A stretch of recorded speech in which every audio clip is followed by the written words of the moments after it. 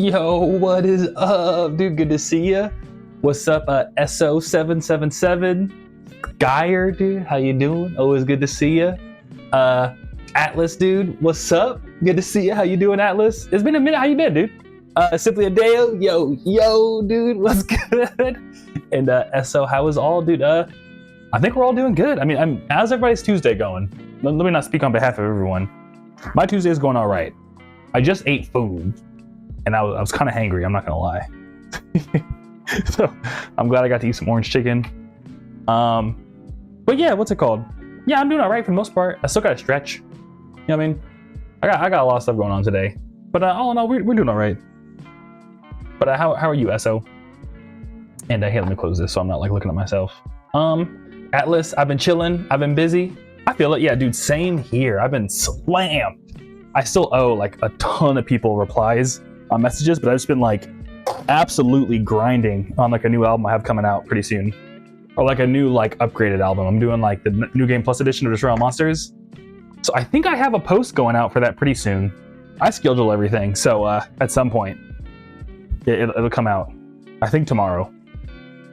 But yeah, Skyer, it's been a Tuesday. I feel you on that, Skyer. It's definitely been a Tuesday. Hell yeah. Oh my god, he's so hot. But SO says, shit, that's a vibe, dude. Hell yeah. I'm low-key working on getting myself into a recording arts program to get studio time for my music. Hey, that's what's up, dude. That's sick. What kind of music are you doing where you need that studio time? But congrats on you know, working on that, dude. I'm sending you well wishes to get into that. That sounds super sick. And Simply Adeo, it was a slow Tuesday, nothing but doom scrolling at work. I feel that, dude. Have you all been getting like the Instagram Reels? It's like I don't know, some Instagram creator, but like, they're like, I caught you doom scrolling. Now it's time for the Wheel of Punishment. It's pretty funny. I get it every once in a while. But the thing is, I won't even be doom scrolling. I'll probably be on like Instagram for like 1 minute, and it's like, you're doom scrolling. I'm like, bro, it's only been 1 minute. I just started. I just started. I've yet to reach the doom. Korean Duder, dude, good to see ya. What up? Dude, I need to stretch Korean Duder, actually. But here, let me rip this up, and I got you on the hydrate and the stretch. How you doing, Korean Duder? It's good to see you, dog. Wow, no, I got like stuff tucked in my teeth too. The punishment is the doom, I know, right? All right, cool, let me stretch. Ugh. Oh my god. Oh, I'm like clipping the mic, I guess it looks like. Ugh.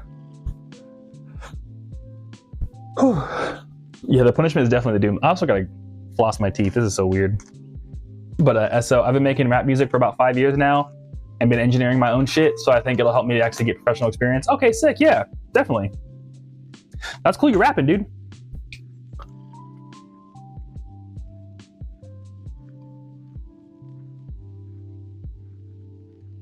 And but yeah, I mean, that's cool that you know, getting professional like experience should help. Yeah, I have a buddy, Agnos, that went to like mixing and mastering school. And dude, they know some crazy stuff when it comes to mixing and mastering, like engineering stuff. It's crazy. Especially because recording vocals and all that, it's its own art. Like even beyond mixing and mastering and like making the actual song, just getting a clean recording is like super tough. So but I genuinely thought you cracked something for a second. Yeah, I mean, honestly, I'm getting old, dude. Like you know, all the years of skating and stuff, I'm like pop, lock, and dropping all the time. And so I feel like it'd help with networking as well. Yeah, man, maybe, possibly. You never know. You never know who you're gonna meet, you know what I mean?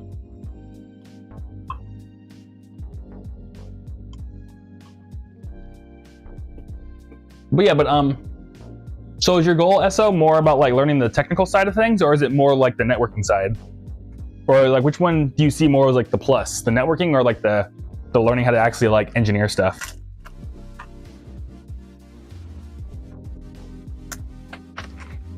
Because y'all know me, I can't help but give unsolicited advice. That's like my superpower, not superpower. What's the opposite of a superpower? My weakness.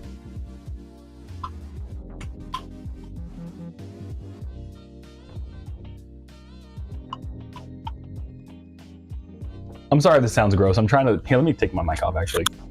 I'm trying to like floss my teeth.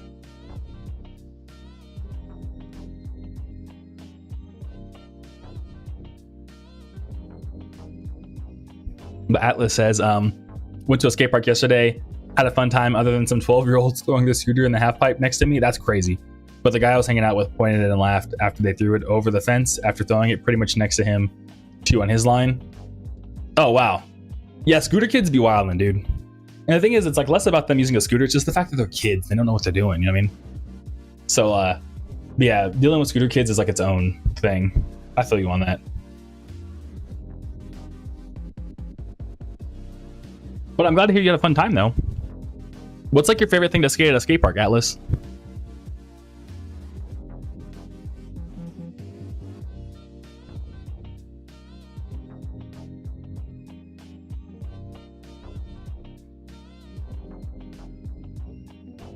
All right, sick. My bad, y'all. I ate food and then I felt the food stuck in my teeth and I was like, oh no. But SO says, networking is incredibly helpful, but it's also the free studio time. Getting to go at any point to work on my own music truly helps. I feel that. Do you not have like a setup at home, SO, to like work on your own stuff?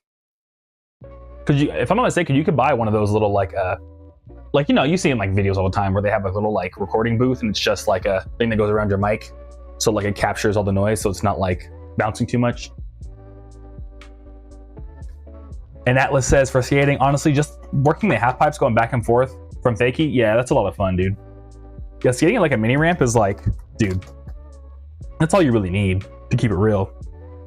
If you have a good mini ramp, like there's been so many times I wish I had a mini ramp. Like during like the COVID lockdowns, I was like, I didn't like skating outside because I was kind of like, oh, what if like a cop comes up to me and he's like, you know, and he's like all trying to like get in my face and stuff like that. I was like, I do not want this guy trying to get in my face during COVID times. You know what I mean? So I was like, I kind of like stopped skating during lockdown times. But I was thinking like, dude, should I just buy a mini ramp and I had like live in an apartment, had a little patio on the front, and I was like, I could buy a little mini ramp and put it out like I measured the patio, I could perfectly fit one right there. So I was like, oh, should I do it? And I'm not, because I was like, dude, my neighbors would be so pissed if they just heard like, gah, gah, gah, you know what I mean? Like kids are trying to learn from like, you know, do school from home and stuff, because it'd be hella loud. So I decided not to, but dude, that's like my end goal. I know I made it in life when I could have like a mini ramp in my backyard, because it's so fun.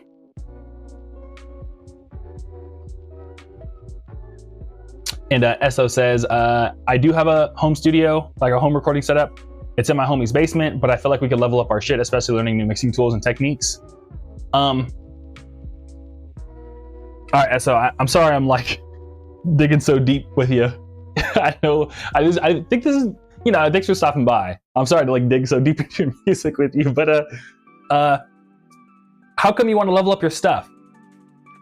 I know that's a crazy question to ask, but like, is there a specific reason you want to level up? Is it because you're trying to like get like hella good at like making music, or is it like you want to level up your stuff because you think it would help more people? What's it called? Because you think it would make more people like your stuff. You know what I mean? Does that make sense? I hope you get where I'm trying to come from. Because I don't know, the reason why I asked was because like I know early on with my stuff, I always felt like my music wasn't good enough. And then it wasn't until like I had like a weird situation happen where like a song of mine got playlisted because somebody stole it, but I then realized, oh, the music was good. It's just I didn't know how to like get it out there. You know what I mean?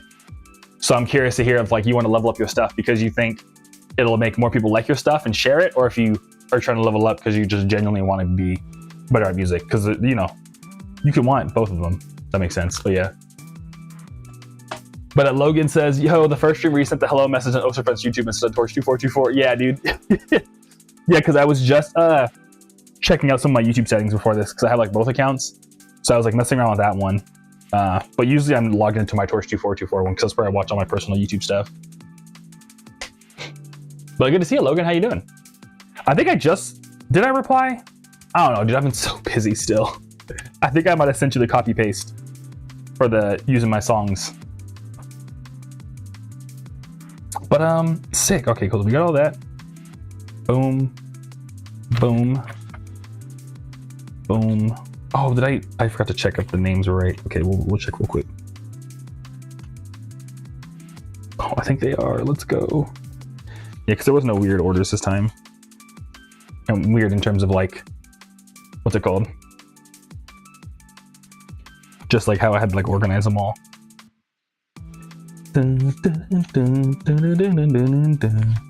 Yeah, speaking of this album, I'm actually gonna make it for the Destroy All Monsters. That's what I'm working on right now. Is like the final little like bundles to like so people want to like get something else while they're like already grabbing something.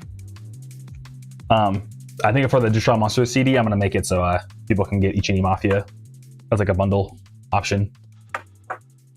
But SO says I'm chilling. All right, cool. I'm glad to hear that I'm chilling. I don't know. I just always like talking to people about their music like process and stuff, and like how they're planning on doing new music stuff. Because I love music. I love the art of music itself, but also like the process of like being a musician, or an independent musician at least. Cool. Let's print these out. And then Atlas says, I feel that one of my future goals is like own a small warehouse to use as a park for myself and my friends. Oh yeah, that would be super sick, dude. That's like dream goals for real, for real. Yeah, I wonder, cause I was actually looking into warehouse space recently because I was wondering, I was like, wonder if I could just like, one of my dreams with like music stuff too is because rent out here in Arizona is so cheap. I was like, dude, how many shiny rocks does it cost to rent a little like small warehouse space? So maybe I could like do it where it's like, you know, like merch stuff in the front and then like shows in the back or something. We like open up the garage door or something like late at night, something like silly like that, or like a little like cool little hangout space for people like music fans in the area or something. You know, I'm just, I don't know, just some kind of like third space for people. Even if it was a little like small like little warehouse space, I bet people would still pull up just to like hang out, you know what I mean, and listen to music and stuff like that. So I was looking into that, but it's still kind of expensive. Like it'd probably cost you about like, at least out here in Arizona, like $2K a month to have a little like skate warehouse thing, which honestly wouldn't be too bad if you can like charge people like $5 to like pull up. You know what I mean? And keep Sundays for just you and the homies or something. You'd probably be pretty chilling. But Logan says doing good, but yeah, you replied to my music email. Okay, sick. I'm glad to hear you're doing good, Logan. And yo, Eli, good to see you. How you doing, dog? How's your art going, Eli? How's your Tuesday too? And then, okay, cool. That's that. That's that. Probably gonna do it this way. Boom, boom, boom. I know we'll do this over here. How about that? But cool. I'm glad I got replied to email stuff. Oh, and Logan says that's smart with all the bundles. I have a question though. Have you ever thought of having limited edition vinyls or vinyls for custom designs with a Gorilla Tag reference with the shiny rocks, by the way? With Gorilla Tag reference with the shiny rocks, yeah. Yeah. So I might have to reorder Radical Reptar vinyl pretty soon, and I just asked them for a quote to get another 100, but they misquoted me and they sent me a quote for 200. But as of right now, I make all the like vinyl like special edition. They all have cool designs and stuff on them.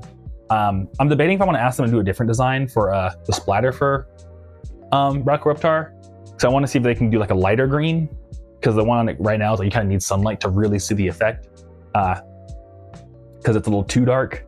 But that being said, what was I gonna say? Yeah, I haven't thought of really doing like more limited or like custom design ones. I don't know, because really you know what I mean, I feel like you start to do those when you have enough like stock and enough people always trying to buy that like it makes sense to do different designs, because like every different like I guess for lack of a better word, SKU or like variant, there you go, that's what I'm looking for, like variant or version of the same product, you're gonna have someone who's willing to buy, you know what I mean? So I barely have enough people to buy just the normal. So if that makes sense. Or enough people who are like into my music enough that want to, you know, because you know you have other people who like your music, people who are willing to buy vinyl, and then people who are willing to buy that album on vinyl. So it gets like smaller and smaller as you go. You know what I'm trying to say? So yeah. But Esso says, I think I have the mentality of wanting to always push myself further on levels of creativity. Whatever people find enjoyable isn't my end goal, but more so always pushing myself. Okay, Esso, well that makes sense. If you're trying to like just grow yourself as an artist, then like boom, yeah. I'm so glad to hear that. That's like your mindset you're taking into the dude. That's what's up. Well, sick, dude. I really hope that you get what you know, the production school and stuff helps with that, man, because That would be super sick.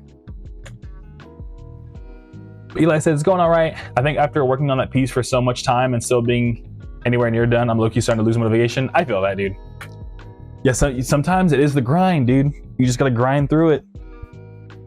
That's how it be sometimes. Yeah, I'm at like the very last step of the Destroy All Monsters thing, and I'm just like, so like, please, can this be done?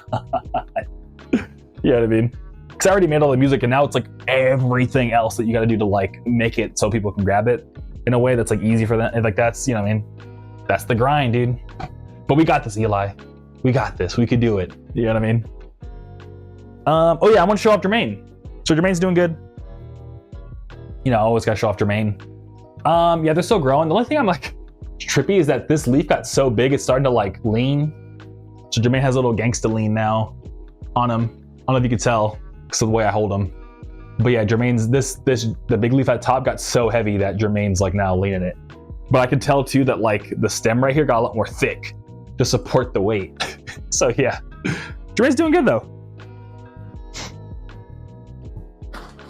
Oop.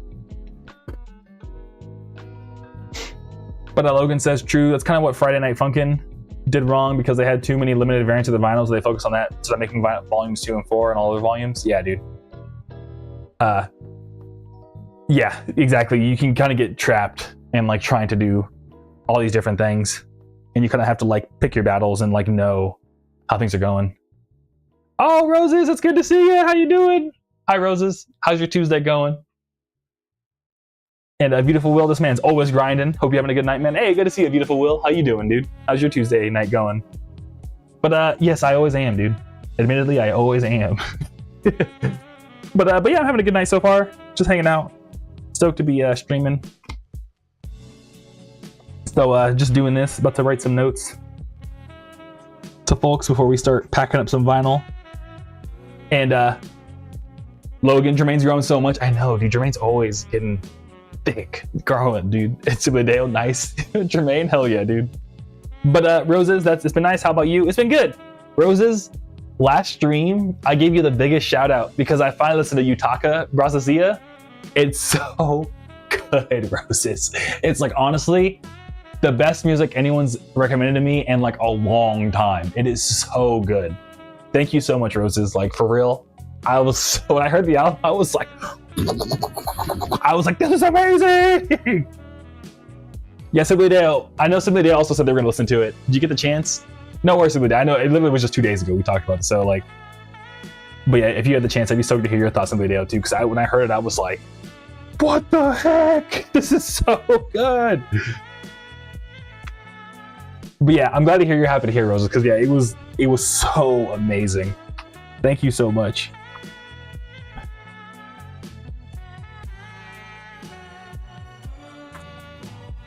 I think this person has the most interesting name. I don't want to say it because it's so interesting. I'd probably dox them if I did. But yeah. But Simply Dale says they haven't listened to it yet, but got you guys on the next stream for sure. Yeah, no pressure, no rush. But like, dude, I would be stoked for us to talk about it because oh god, I was like, yo.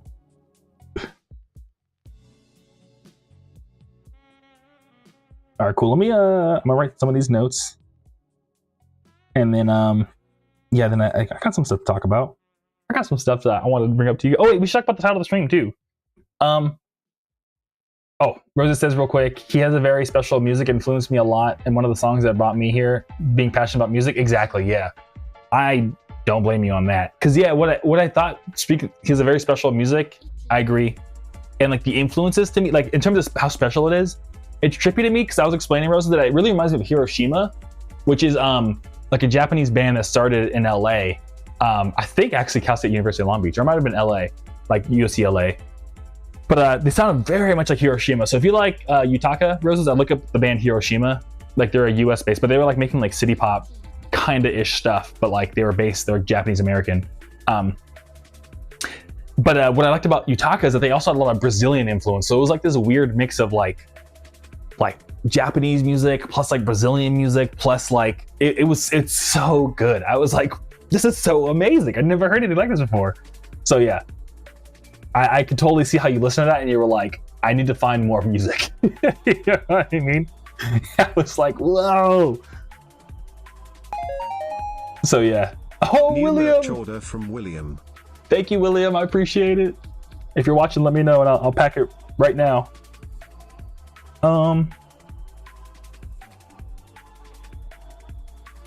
Hope you love the vinyl. But yeah, but the title of the stream is which foreign country would you move to? Does anyone have a pick of a foreign country they would move to? Oh, it's Beautiful Will. Oh shit, dude, Beautiful Will. Thank you so much, man. I appreciate it. Hell yeah. Well, here, Beautiful Will. If you don't mind, let me write these notes real quick and I'm gonna print it out and I'll pack yours first. Had to show my support. Thank you, dude. It means a lot. For real. Thank you. I'm so stoked. No, I'm gonna hook it up for you, dog. We're gonna throw so many stickers in there for you.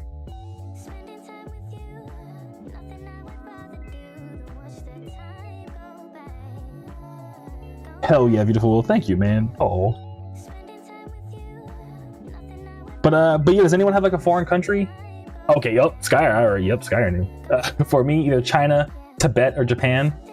I feel that, dude. I've never looked too much into Tibet.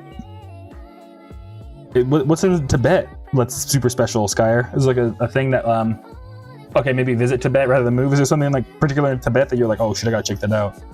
Because I'm watching YouTube videos about Tibet after this, dude. But that's sick. Yeah, to me, I think anywhere, dude. I really want to move to Toronto. I know it's kind of a cop out to be like Canada, but like every time I visit Toronto, I'm like, dude, Toronto is like if New York and LA had a baby, and then that baby was like, I want to be my own person. And grew up to be their own person. Rosa says Japan or Iceland. Yeah, Japan.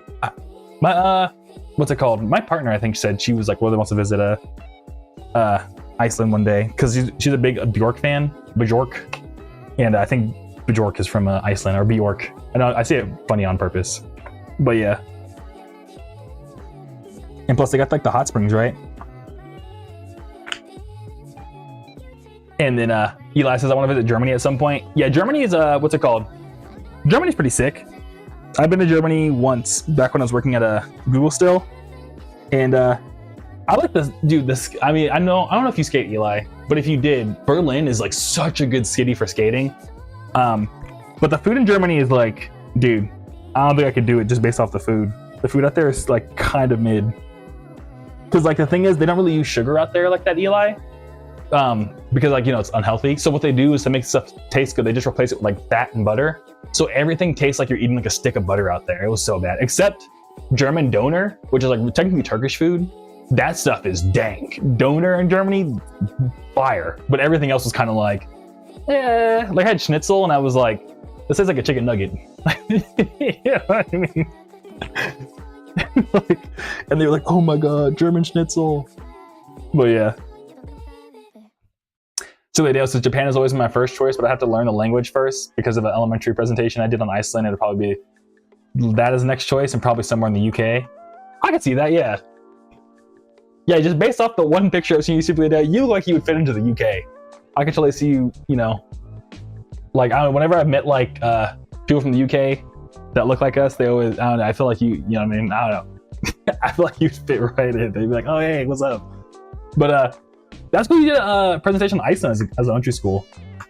The only country I ever think I did a presentation on in school was like Jamaica. I was like, yo, Jamaica would be sick. But that's sick. Yeah, in Japan, like learning the language is wild. I have like 2 buddies that are like actively trying to learn Japanese. One of them like deadass can use their phone in Japanese now, just exclusively in Japanese. But the other friend is still like trying to catch up. It's like, it's hard, dude. It's like a multiple year thing. But he's like for real trying to move to Japan, and I found out, technically, if you get to like a certain level of like learning your own Japanese at home, you're allowed to like apply for a student visa to learn Japanese in Japan, and then that's an easy way, or easier way to get a visa into Japan to live out there.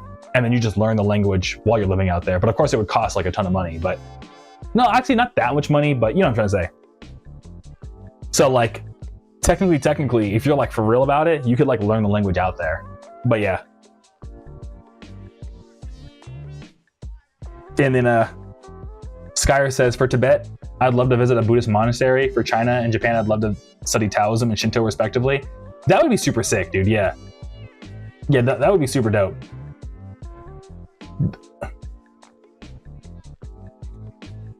Yeah, especially yeah, as I've been like, what's it called?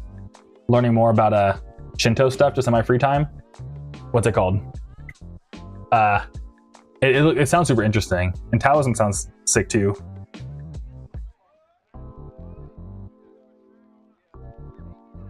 Yeah, let me hurry up and write this so I can print out Beautiful Will's order. Oh my god. And is that Masai?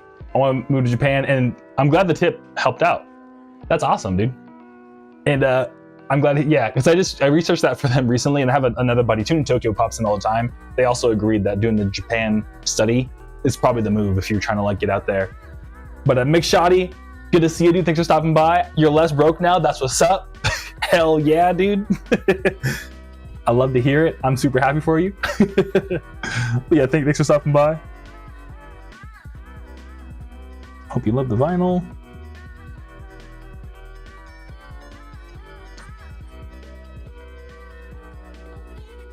Or some.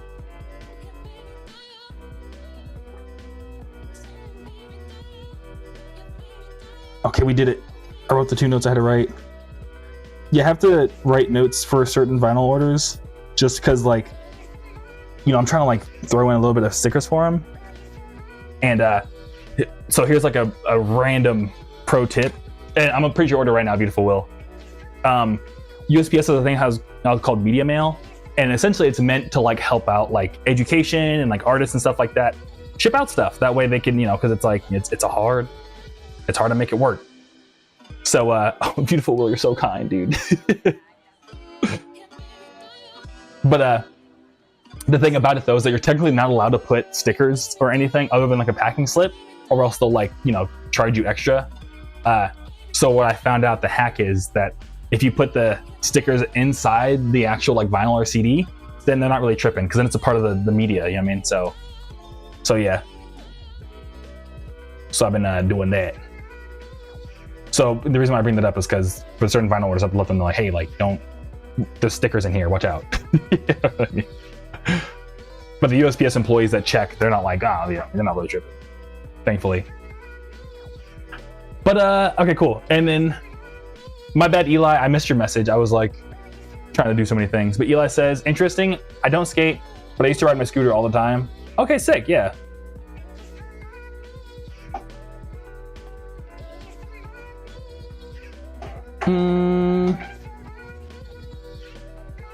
Yeah, because we're talking about Germany. Yeah. Well, even like riding your scooter, like Germany is a very like walkable place. But that being said though, like all of Europe, dude, when I was out there, like it's been around for a long time, like a long time. Like compared to like the US at least. I mean, you know, you look at somewhere like Egypt, that's been around for a long time. But compared to the US, most countries have been around much longer. So like when I was trying to skate around, there'd be like cobblestone roads, and I'm like, the fuck is the cobblestone? I was like, am I in Skyrim right now? Like, what's going on? You know what I mean? But it's just because it's been around for so long that like, yeah, it's just like normal out there. Does that make sense? So yeah, so even with a scooter, you might have to like, you know, navigate it, but you could probably get around a lot easier. But Logan says, talking about moving to Japan or Iceland or Germany when I'm just trying to move from Miami to Orlando, Lamau. I know, right? Yeah. Well, you know, one step at a time. You got to dream big, right? You know what I mean? You got to be ready for, you never know. You never know when the opportunity is going to strike, dude. You got to be ready for the small things and the big things.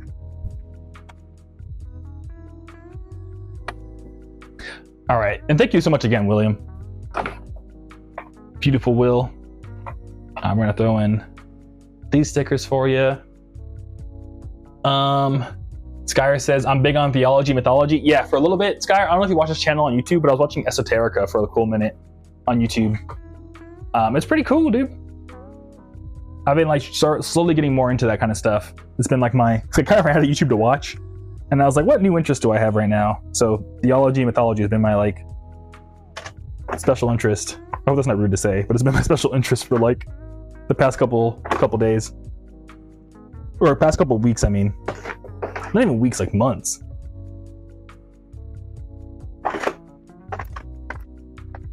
Ugh. Oh yeah. And then what else? What else should we throw in for Beautiful Will? Cause they stopped by. I'm gonna throw a magnet, dude. The magnets are kind of underrated.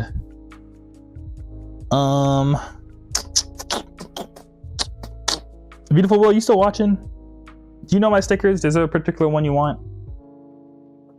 I'll give you one of these too. Boom. That should be good. But yeah, let me know if there's a particular sticker. Otherwise, Beautiful Will, I don't know if you can see it. Hopefully I don't drop them, but you're gonna get all these stickers, dude. I don't know, like some of them don't show up, but yeah. And hey, Mick Shoddy, thanks for asking, dude. Oh, I'm sorry, I'm just catching up on chat. I can finally buy Groovy CDs. Hey, dude, I'm so glad to hear. And where's the merch link? So you can type in exclamation point merch, and then it'll pop it in there for you. So yeah. Oh yeah, Roses. Thank you, Roses. Oh, thank you, Roses. But yeah, Beautiful Will, I don't know if you saw, but I just showed off your stickers. I gave you a bunch of all kinds of goodies, dog. But Logan, everybody's talking about. Oh yeah, you're what's it called? Fixing your typo. So if I ever go to UK, it's got to be for Glastonbury. Yeah, dude, I want to see some people perform live. Dude, Kendrick Lamar had a sick Glastonbury set. I remember like when they did that back after Mr. Morale dropped, I was like, oh, this is so cool. It's like their Coachella, dude. I want to go to Glastonbury too.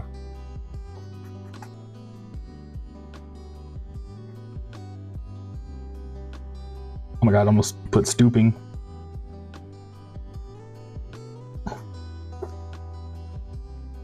Woo.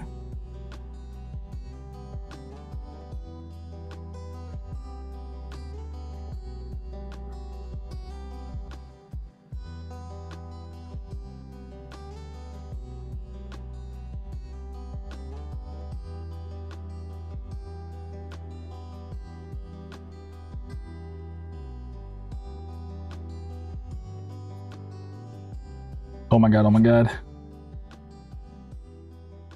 Trying to like write this so fast. But Rosa says Brazil sounds interesting to visit. Also Puerto Rico sounds amazing. My brother visited and he said it was beautiful and tropical. I'm jealous. Yeah, my girlfriend, her best friend's husband is from Puerto Rico, and yeah, he was saying about how sick it is out there and stuff. I would want to go to Brazil too. I don't know, have you all seen the meme? I was not rude, but the meme that's like, come to Brazil. Because like Brazil actually has like a huge population. If you look into like country population, like Brazil's about as, in terms of population, about as big as the US, like maybe slightly smaller. So like because of that, it's like kind of like an underserved place, even though there's a ton of people there. So that's why there's always like, come to Brazil, because people like, there's a ton of people out there. It's just, you know, it just tends not to be like a place that most people visit. But yeah, I hell want to go to Brazil too. Brazil looks so sick. I'm trying to go to Brazil, dude. Oh.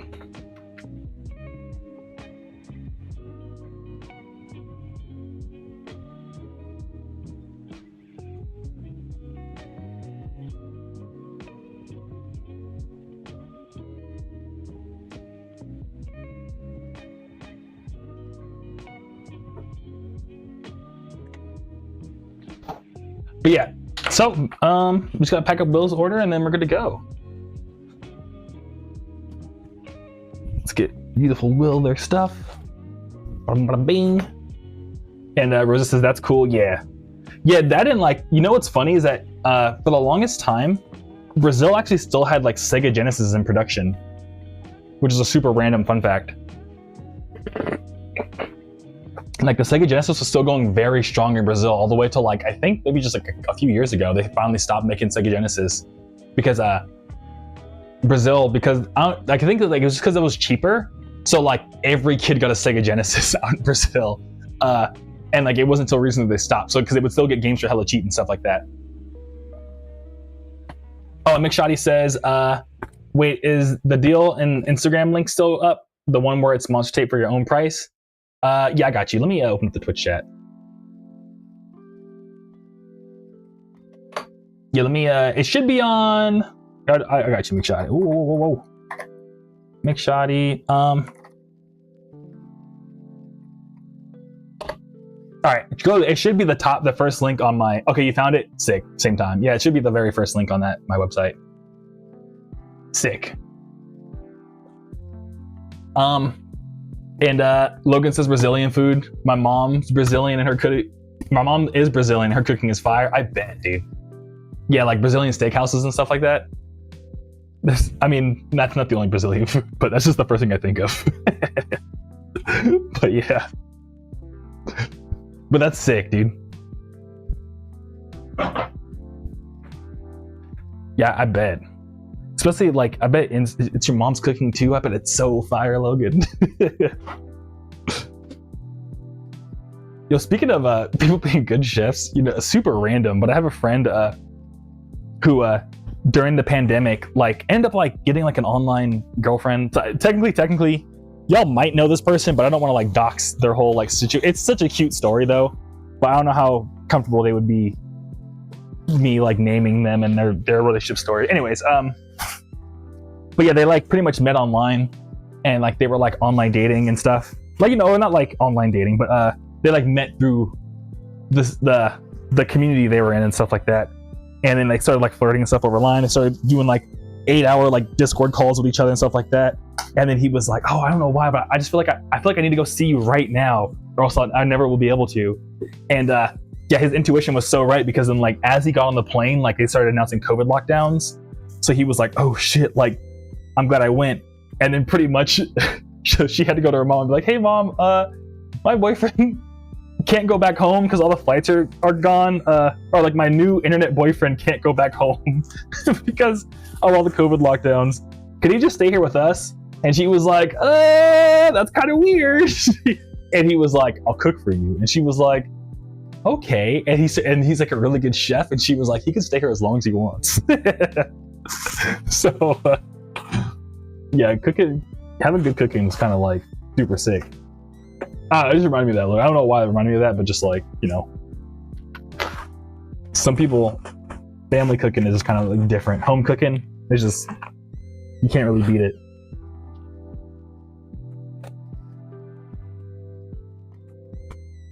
But yeah, make sure I got the link. Rose says, "Wow, it's crazy." And yeah, I think that's it. Cool. Okay, what else did I want to bring up to y'all today? We talked about this. We talked about our country. Oh, I never said my country. Yeah, so I want to, funny enough, I said Toronto. Well, honestly, there's a bunch of places I'd be down. Like, I just watched another video on, like, Vietnam. I'd be down to live in Vietnam for a little bit. I'd be down to live in, like, South Africa. Because the thing is that, like, low-key, because of, like, the currency difference, like, I could deadass just live off of, like, my little Spotify checks I get every month out in, like, a foreign country. Like Thailand or something. I could totally like live in Thailand, stream out there, and then be good to go, dude. You know what I'm saying? That'd be crazy. Now, I'm not even like that big on Spotify or anything. But Dale says, "Lol, food is indeed key to the heart." Yeah, 100%, dude. But the reason why I bring it up is because the video I was watching earlier was actually about a dude who was like a independent rapper from LA, technically St. Louis, but they moved to LA. And at some point they were like, "Fuck it, just move to Vietnam." And now they just rap full time, and their Spotify checks, like they have like less Spotify stuff coming in than me, but even then they were able to like make it work, and they live in Vietnam now. I'm like, that's so sick.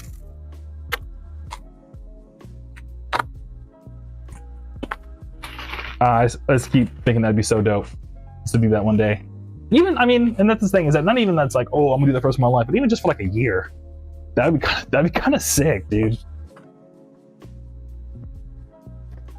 I feel like that's kind of what I'm doing in Phoenix though, but rather than a different country. It's just I'm in the desert. I'm in Tatooine.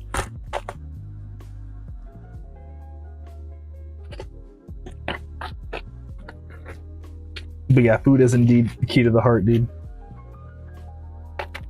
I'm super thankful that I know how to cook.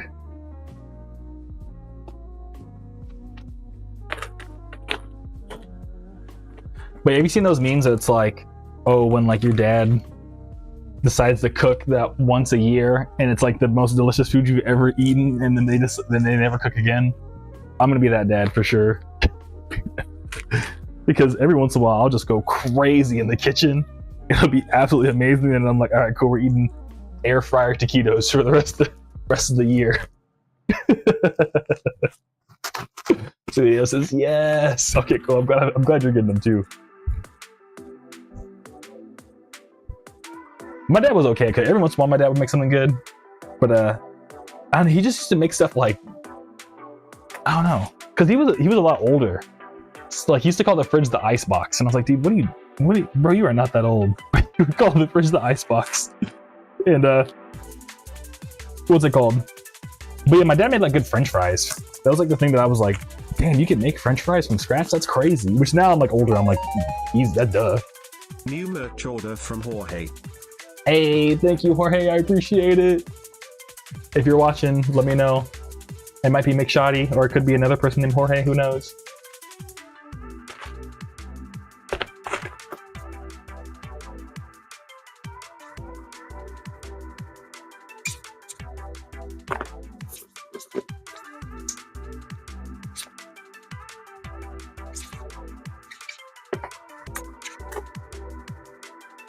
Oh, I'm sorry, McShoddy, dude. I'm sorry.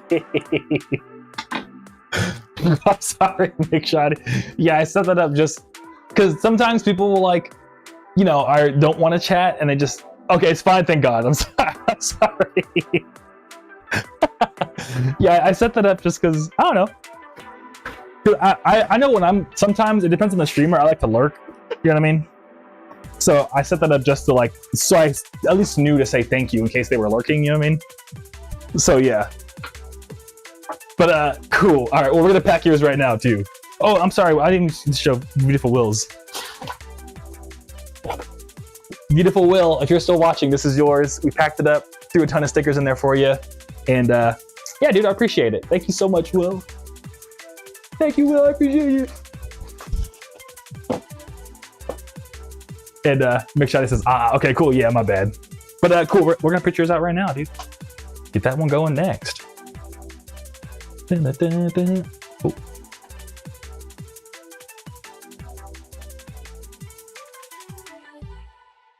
But sick, so we got all that.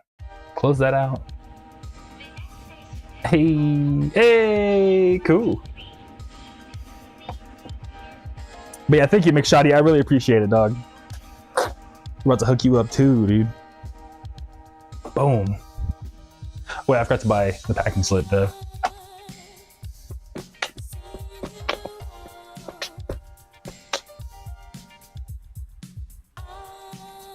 Yeah, I think this is my favorite song off of Still Groovy. Actually, no, Don't Play No Games is, but this is like my second favorite. Cause and the intro for Still Groovy, I tried to, since I was like on a hiatus, I pretty much looked through my Google Photos, like a bunch of videos I'd filmed, and the little intro from like the train sound, that's actually me in Japan, speaking of going to foreign countries. And I just filmed like myself on the train, and I like did some crazy mixing to get just the voice out from Japan train line, even though it was like super loud.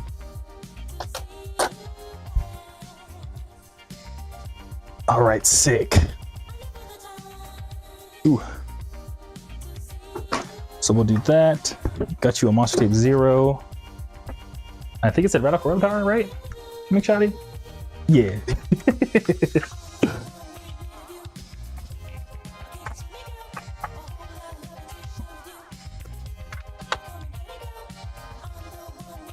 But yeah, and then let me grab a Destroy All Monsters for you, and then we're good.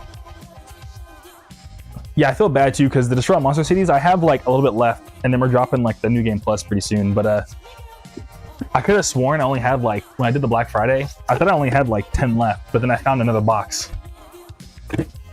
So I have about like, of the OG copies, like maybe 40 left. I promise I wasn't lying. Legitimately, there was a time where I thought I only had 10 left. But then I was like looking through all my CDs in the closet, my dungeon, I was like, oh, wait a minute. I have a little bit more.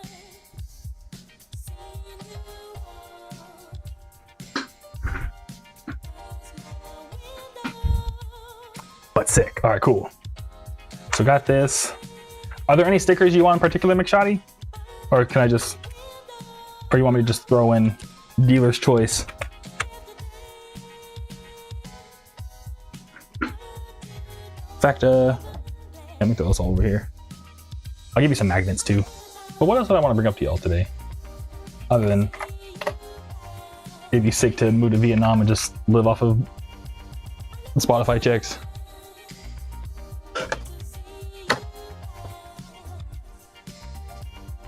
Didn't see the stickers, TBH. Let me. No. I mean, yeah, go check, but I'm gonna just give them to you. Don't worry about it. Don't worry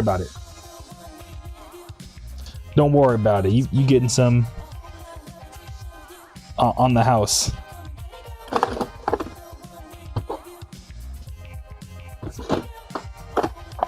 Oh yeah.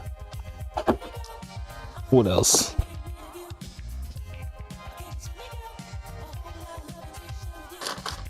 I'll give you one of these.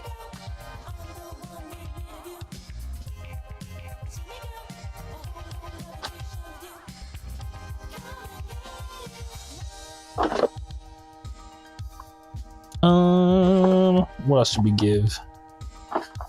McShoddy. Also, McShoddy, every time I see your name, I think of, like, you know, the phrase shoddy. Like, yo, what's up, shoddy? Like SHAWTY.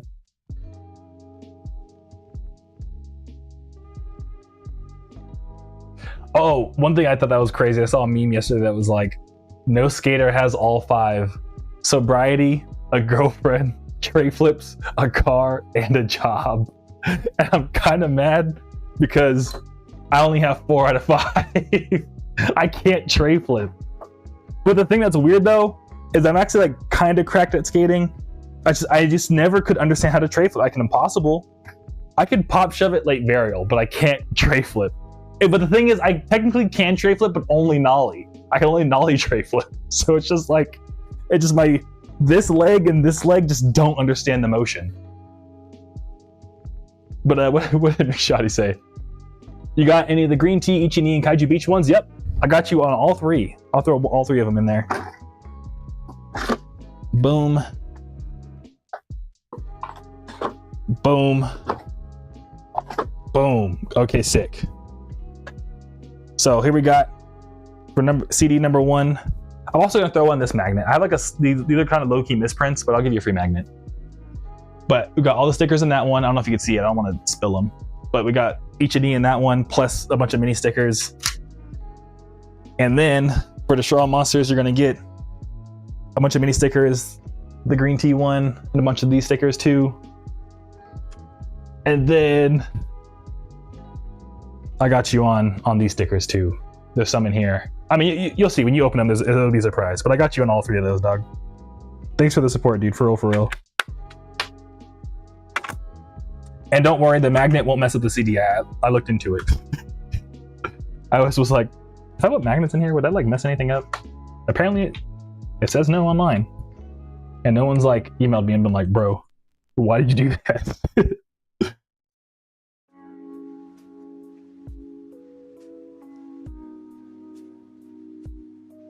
Rose says only strong magnets. Yeah, they're just fridge magnets. They're not that strong.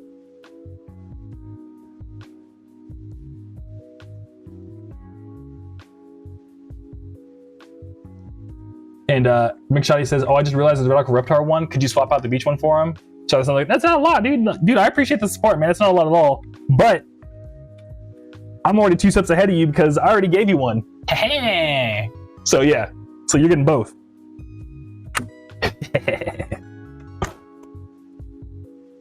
And then let me reach here.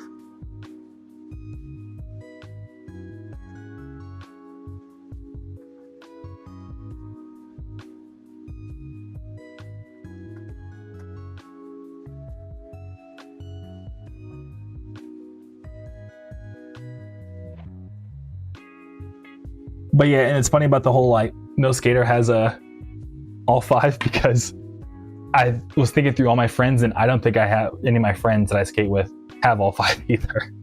Like I had one friend that almost had all 5, but his car just broke down, so he doesn't have a car anymore. I was like, damn, that's crazy. It's too hyper specific. Neat surprise. Thank you, Groovy. Yeah, of course. Thank you, McShoddy. For real, I appreciate the support, dog. And yeah, let's get this all bubble wrapped up for you. Oh, it's right here.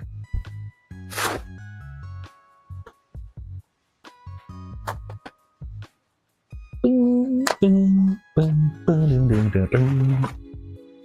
did I ever hydrate for you, Roses? I'm sorry if I didn't. I'm hydrating for you, Roses.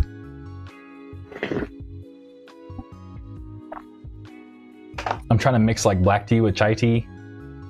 It's okay.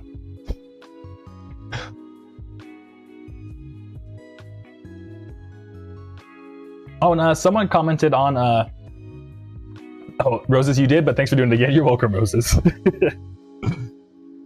But someone commented and asked me if I want to ever do like on the Monster Tape Zero, like, you know, the video of me doing like the bah, bah, bah, bah. Someone was like, are you ever gonna do a VHS release of your live sets? And I know some of y'all that have been in the Kaiju Club for a while know that I've been asking about those for a while.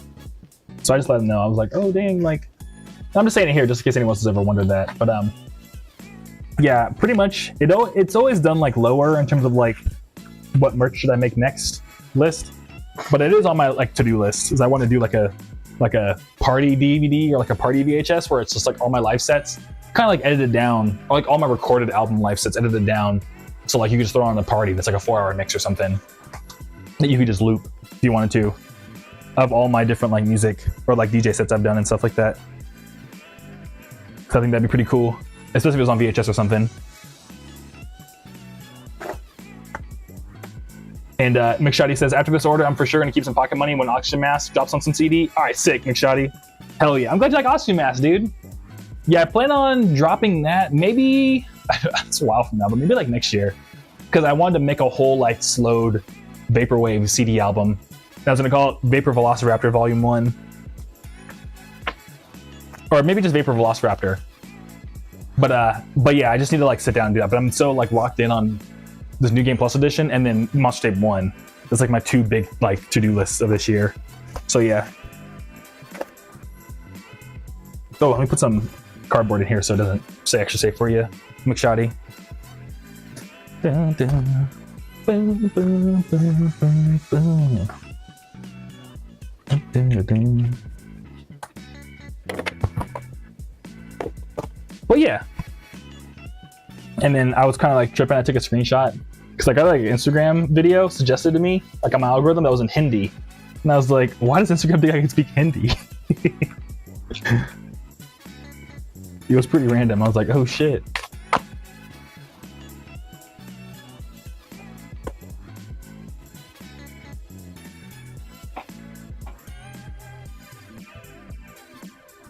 And then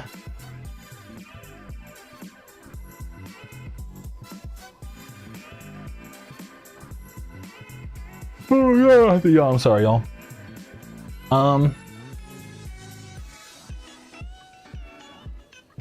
I know I'm talking a lot about skating, but one thing that's also been trippy is someone, I saw another reel that was someone like, when you like travel to California and go to a skate park, and it's just showing everyone like essentially doing like Tony Hawk Pro Skater tricks. And that's one thing I agree with and I've noticed when I travel. I'm like, I was gonna sound messed up, but sometimes I'll travel to different cities and I'm like, man, everyone out here is like not as good.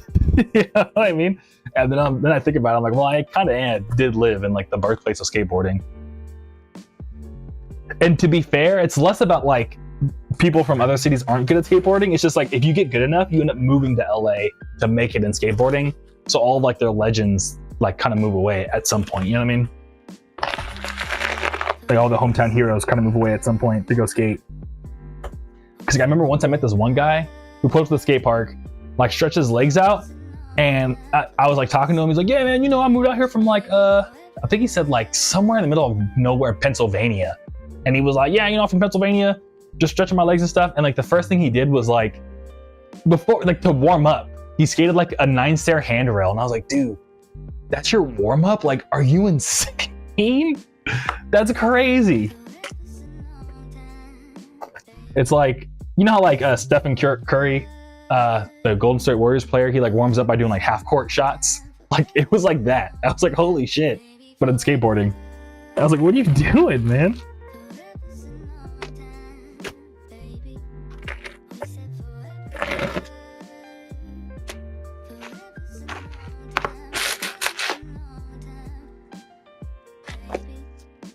But yeah, McShoddy, and this is pretty much it. Got it all packed up for you, dude.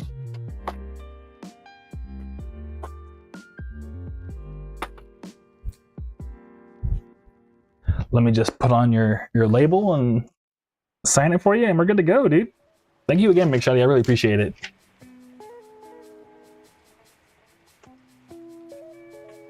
But yeah, I think I have a song coming out on Friday too. Silly Dale says, gotta do the hardest stuff first in order to get it right. Yeah, I guess so, yeah. True. I've always had like the issue, I don't know, personally though, for me, whenever I try to like go too hard, I feel like that's out of context, that could sound crazy, but whenever I try to start off like by just going for like the hardest thing,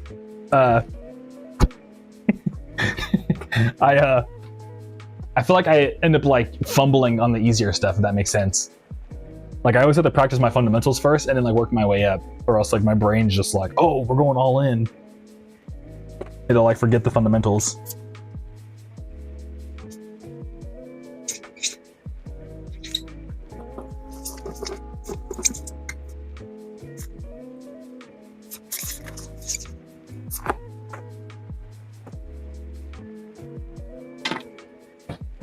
All right, this is your order, dude. I appreciate you, McShotty. Thank you so much. I'll get that in the post office for you tomorrow, so it'll be on the way starting tomorrow.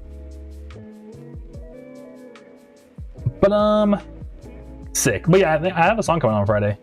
I think I should. But yeah, it's like essentially like a slowed down version of East Ocean Boulevard. And like for the little visual I made for like Instagram, essentially I got like the Legend of Zelda Wind Waker trailer, like for the Wii U HD, and I cut it up to the song. It looks pretty sick. Because you know, East Ocean Boulevard is a very beachy song, and Wind Waker is kind of like very like oceany. It came together pretty sick. I was like, oh wow. All right, so we need all kinds of things. So I'm stoked to drop that on Friday. That'll be a lot of fun to see people's reactions to the motherfucking Wind Waker visuals on Instagram. Did y'all ever play? Do y'all have like a favorite Zelda game? Speaking of Zelda, I mean, I think Breath of the Wild's kind of like my go-to favorite Zelda, but I think after that maybe like Twilight Princess. Twilight Princess was kind of lit. Like I think a core memory of mine is like when the Wii came out, one of my neighbors in my apartment complex got it. And I remember they were at like the lava level for Twilight Princess. And I remember just thinking like, this is the most beautiful visuals I've ever seen in my entire life as a kid. And now it's like funny because you know it aged over time, but as a kid I remember thinking like, wow, this is the most HD thing I've ever seen. The Wii is so cool. But yeah, playing Twilight Princess when it first dropped on the Wii was like, you know what I mean? Like the kids won't have that experience, man.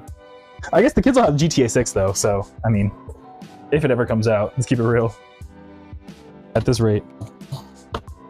But Subideo says, I'll keep that in mind. Hey, thank you, Subideo. I appreciate you staying on the lookout.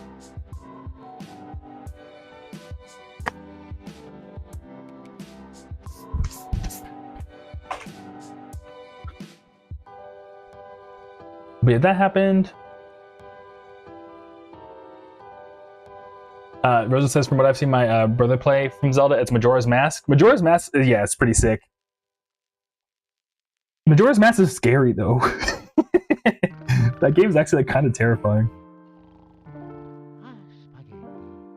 They were kind of like, what if Zelda was a horror game? Yo, Commandante Esteban. Good to see you. Thanks for stopping by. How's your Tuesday going, dude? And it's a bit. I've only played the one where the Switch, now that's like Toon Link, and that one was for free for the DSi, but it had Link in 4 colors. Oh, for the DSi, they now have on the Switch. Oh, are you talking you're talking about Legend of Zelda 4 Swords, dude. Yeah, The Legend of Zelda 4 Swords. Swords. Oh, 4 Swords Adventures. But that was only on the GameCube. Switch. Oh yeah, okay, it is on Switch. Sick. But yeah, it's 4 Swords Adventures, dude. Super Hideo. I had that on GameCube, but I remember being pissed because like they made you have to get the one link cable to play it. So I couldn't play it with my friends because I didn't have enough friends with the one specific cable you needed. And somebody says, I've only played the one they have on Switch. Yeah, okay.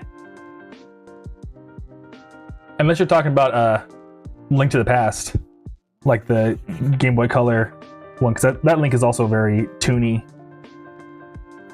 But I think you're talking about 4 Swords Adventures, dude.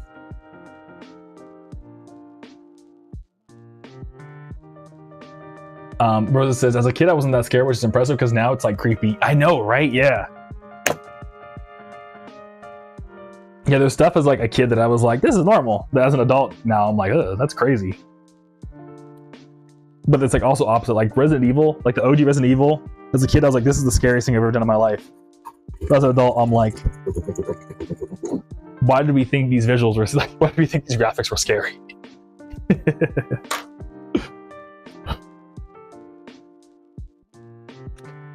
But yeah, like some of like the mask possessing people and stuff, like just the way they presented it was like crazy. Majora's Mask, and like the moon just looks so evil. It's like, what the fuck? And Mick Shoddy says, dude, all this talks make you miss my 3DS. Yeah, dude. 3DSs are kind of underrated. And like if you can jailbreak a 3DS, Mick Shoddy, it's like kind of goated after that.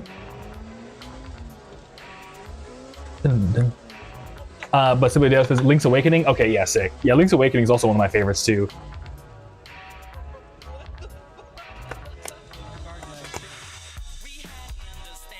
Yeah, I think it's... Yeah, I don't know, all the Zelda games are pretty dang, dude. And Skyr says Majora's Mask feels less creepy to me and more bittersweet. So many little sad side stories. Yeah.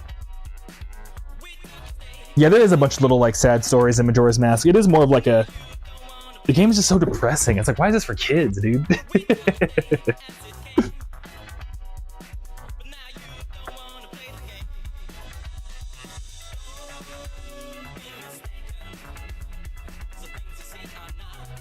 Oh my god, damn. McShotty says it's not that I suck at hacking, it's just the fact the right bumper is hacked off. Oh, okay. Dang. That's a bummer got hacked off. Did you like put it in a bad backpack or something? Or like did you drop it? That sucks, McShotty. Oh, and I see now. My sister flipped it open and took a toll on it. Damn. I feel that. Yeah, well, hopefully you can, you know, one day find another one for like hella cheap or something, at like a yard sale or something like that. Make shoddy. But somebody else says, and yeah, 4 Swords for the DSi. I had no clue what I was doing, but I was progressing. Hey, sick, hell yeah. Sometimes it's all it takes, man, as long as you're making progress. You know what I mean? Like, it's kind of more fun too when you like don't know what the game is. Like, there's some games where it's like actually kind of fun to just kind of figure it out. Like, I remember playing a bunch of games in like Japanese, trying to figure out what the game was, but it was still fun. Like, how do you know a game is fun when you can't even read what's going on? It's still a vibe. Rosa says, and little me was scared of the Pixar short film Knick Knack for no reason, yet the scary moon falling down was nothing, Lamal. Yeah. I've never seen, what's Knick Knack? Let me Google that.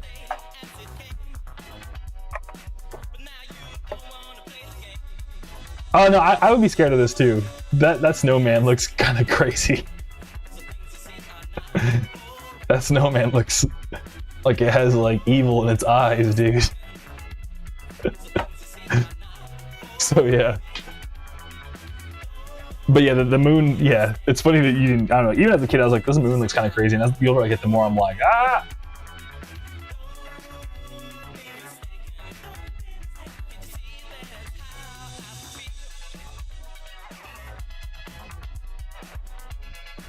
Why is this marker not? Give me my marker juice.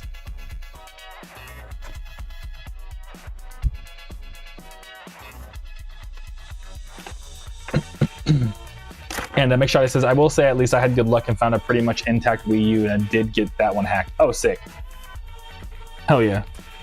And McShotty, I wish Yokai Watch was more mainstream. Yeah, I remember in Japan it like blew up, right? It just never really caught on in the US. Like a lot of people were like, oh shit, it's gonna be the next Pokemon craze, but then like it never kind of like caught on like it did in Japan. And Rosa says, lol, yeah.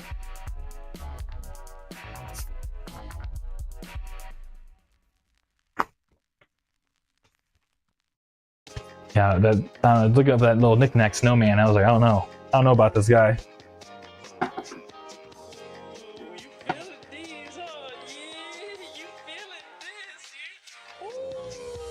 Oh, one thing, I don't know if this is true or not, but I found out that like Spanish rice is actually like from West Africa. Like jollof rice in like Africa actually was like a thing that happened because of like, you know, the interesting mix of, I mean, it's not interesting, like the colonization, I guess, the horrible history. But jollof rice, how it started is that I think tomatoes came from Africa, I think. And when Africa had rice, and they brought tomatoes from South America to Africa, and they started making jollof rice, and they brought it back to Mexico, and then we got Spanish rice. So it's kind of like this weird, like low-key, like blend of like two cultures from two different continents, where like jollof rice and Spanish rice are like kind of like the same thing, I guess.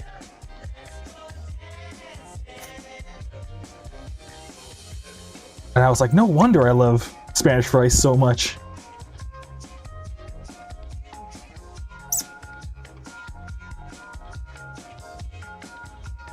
And one of the comments on the little reel I saw about that was like, as a young Nigerian in Long Beach, California, I instantly fell in love with Mexican food.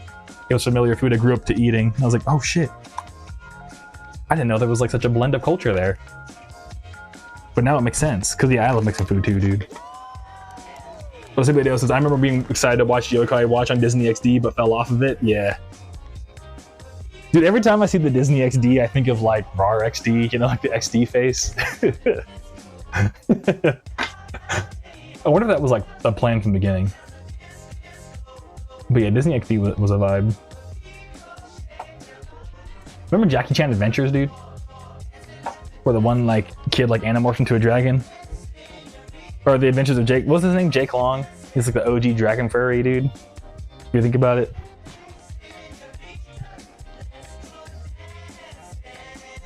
Subideo says, oh no, it was a constant reminder of the past, lol. Yeah, exactly. Okay, sick. Let's yeah, the McShotty says, I had a Jibion plushie as a kid. It's somewhere now. No idea where, but it's in the house. Okay, sick, yeah. That's what's up.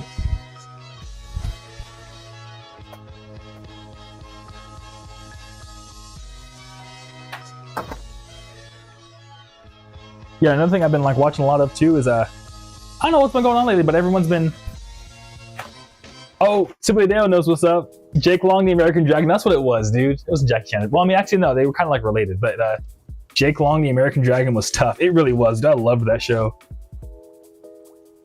And like, dude skated too. NSF, I was like, dang. Y'all remember Shaolin Showdown, dude? Speaking of tough shows, Shaolin Showdown was sick.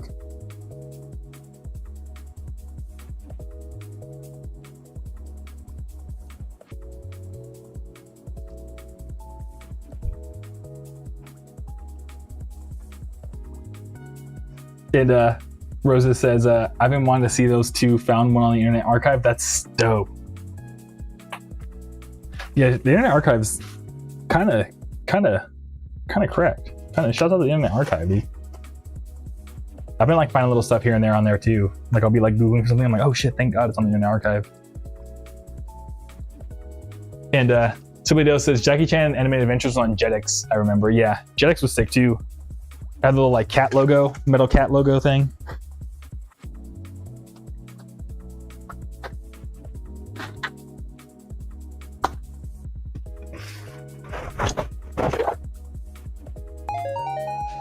Hey, Owen. New merch order from Owen. Thank you, Owen. I appreciate you, dog. If you're watching, let me know. I'll pack it. right now. Well, I guess right after I pack this order for I can't say the name, it's too unique. I think I might dox them if I were to do so.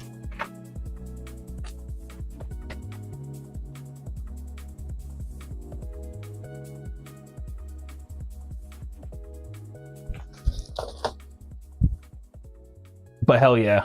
Oh yeah, but I haven't watched a lot of videos recently. I don't know what's been going on with all the podcast people, but they've been talking a lot like, yo man, all you really need is like 1,000 people to like watch your stuff. Like people were kind of like getting over like views, which has been cool to see, at least personally. Oh, that makes sense. But like, I feel like oftentimes we forget that like, dude, if you have like 100 people watch your thing, like 100 people is like a small bar. Yeah, I mean, that's like if 100 people in a bar were like, yo, this is kind of sick. You know what I mean? You'd be like over the moon, you know what I mean? So I think we're like all the podcasty people are trying to like, you know what I mean? Kind of like nail that home that like, you don't need like a billion views to be cool. You know what I mean? You can have just 100 and be just as cool.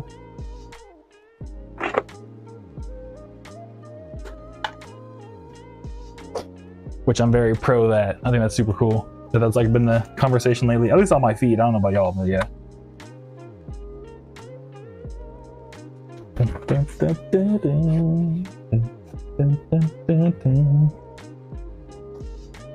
Oh, do I have enough? Oh, I have just enough vinyl boxes. I forgot I need to order. Well, I did order more. I'm gonna get. Oh, I have just enough. Let's go. That's hilarious. Yeah, this is my last 3 vinyl mailers. But I got like 100 more on the way. But yeah, I think I'm gonna pull the trigger to buy more Radical Reptar vinyl low-key, depending on how much they say it is. So if there might be a hot second where I run a Radical Reptar vinyl, like probably right after we're done with the Destroy All Monsters relaunch, but then after that, I'll probably get some more on the way. So we might run out for like a little bit. It's a wrap. Mm-hmm. Dun, dun, dun, dun, dun.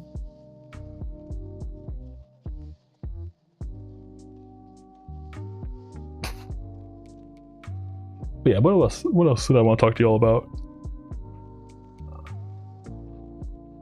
Dun, dun, dun, dun. Oh, I watched a video on Fossil Fighters. Because remember yesterday I was saying I was going to watch Fossil Fighters? I found out Jaden Animations did a video on Fossil Fighters. Do y'all know Jaden Animations? They're like a creator. They do a lot of like animated YouTube videos. Which, funnily enough, there's a place out here called Chiba Hut, which I don't know how popular they are. I think they might be like all over. Roses knows. Hey, that's cool, Roses. You know Jaden Animations. Well, I was at a Chiba Hut and I saw like one of her stickers at the Chiba Hut, and I was like, was Jaden Animations here, or did someone just buy a sticker and decide, hey, I'm gonna like throw a random Chiba Hut Jaden Animation sticker on like this like drink machine? You know, sometimes like fans of people will like do stuff like that where they just like, you know, like someone, yeah, I'll throw a sticker right here. But I found out, no, she's from Phoenix, dude. She's actually from out here. So I was like, oh shit, I'm in Jaden Animations hood. That's crazy. I didn't know that. But Rosa says, I used to watch her when she was a small channel and I see her grow into what we know. I know, right? It's wild to see people like grow into that. Yeah. But Rosa says, it's cool. Yeah. So when I saw that, I was like, I wonder if she had like ties to Phoenix, and yeah, she's from out here. So I was like, oh shit. But why'd I bring that up? But Chiba Hut's really good though. I took Navi to Chiba Hut when he visited me, and he was like, this is the best sandwich I've ever had in my life. But the whole thing about it is that it's all like weed themed, which is kind of funny. So like all the sandwich names are like strains of weed. It's pretty weird.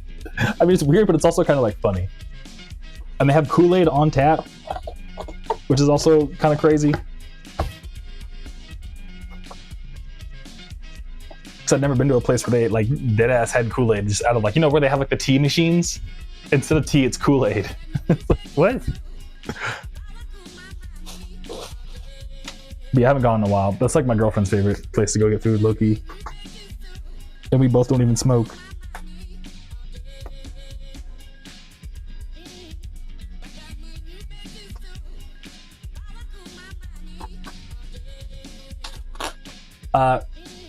Rosa says, do you remember what flavor? Yeah, they had cherry and I think grape.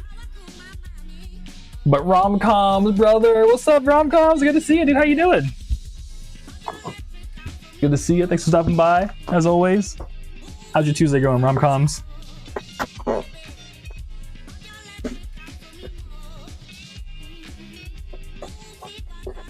Alright, cool. Oh shit, I don't have any tape.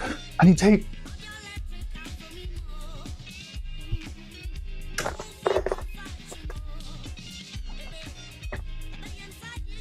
Yeah, I forgot why I brought up Jade Animations. Or why I brought up Chiba Hut.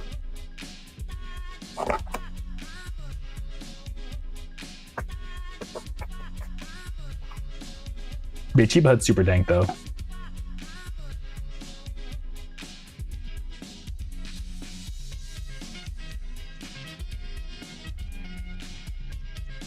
Oh, Romcom says they just got back home. The game you were watching? What game? Oh, Fossil Fighters! That's what. Give me 1 second, Romcoms. Jade Animations had a video about Fossil Fighters. I was just. It's funny as you said that. Yeah, because I remember how, I don't know, last stream I was talking a lot about like everything everyone's recommending to us, and one of them was someone was like, "Bro, you gotta check out Fossil Fighters," and yeah, Jade Animations had a whole video about Fossil Fighters, and I watched the whole video. It's yeah. Fossil Fighters. That's like on my. I need to check it out ASAP. The second I get time to play video games again, I'm playing Fossil Fighters, dude. I keep seeing all these people be like, Fossil Fighters kinda goated. Underrated goated game. And I love me a good hidden gem, dude. Hidden gem games are like honestly the shit. But yeah. But Romcom says, back home from a little double shift, made a little food, now I'm big chillin'. Oh, dude, hell yeah. What kind of food you make, Romcoms? That sounds like, it sounds like you live in the life right now, dude. But how about me? I just packing orders as usual. I ate orange chicken before this. I'm sipping on some tea, hanging out with everybody. So we're doing good. Oh, and by the way, relevant to this stream, y'all, my new apartment I'm moving into has Google Fiber, so the stream quality is about to be ridiculous after I move in like a couple weeks. I might even start streaming to like YouTube Shorts, because I'm gonna have like all the bandwidth in the world to stream as much as I want. And I know Twitch has like a new like Twitch like mobile view, so I might stream. Dude, I'm about to stream to everything. I'm about to multi-stream everything. Listen, video says, "Hey, I know, dude, I'm so hyped, dude. It's gonna be 5 gigabit up and 5 gigabit down. 5 gigabits, dude. It's just gonna be like I'm gonna like load YouTube videos, just like I'm gonna upload stuff so fast, dude.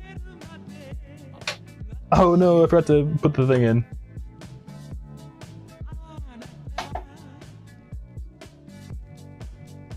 But Romcom said they made some blackened chicken with baked potato and OJ. That sounds dank, dude. That sounds super dank. I haven't had a baked potato in a minute either. I haven't had orange juice in a minute either. Orange juice is kind of underrated. I need to drink more orange juice. Isn't there like hella health benefits to drinking orange juice?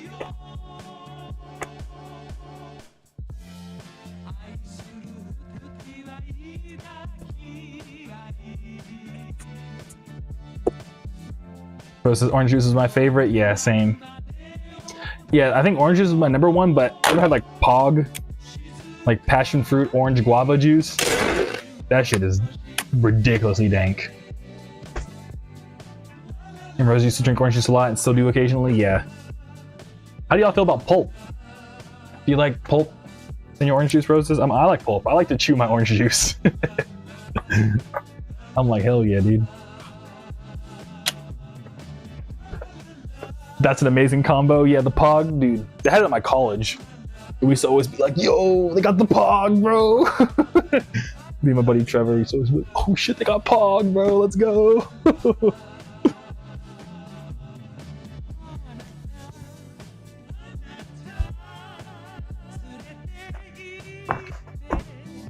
And Rosa says, I'm not a pulp person, but I accept it. Okay, I feel it, yeah. Yeah, I'm like, yo, just stick the whole orange in there. I don't mind. I want all the simply they say the pulp makes it healthier, but it just feels weird. I don't know, even before I got on my big health kick, dude, I was always like, yo, I'm trying to chew my orange juice, man. Give me extra pulp. Still drinkable though, yeah. I want that chunky orange juice, dude. Hell yeah.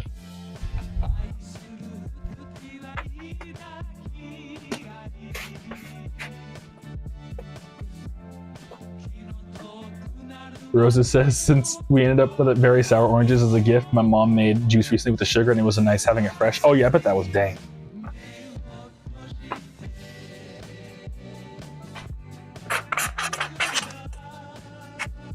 Yeah, I kind of like am kicking myself because at my last house I lived at, we had like an orange tree and I never actually like used it. And we had like fresh lemons. Like we had like a lemon tree and an orange tree in the backyard. And I never once like actually like picked them and like took the time to like make anything with them. I was too locked in making music all the time.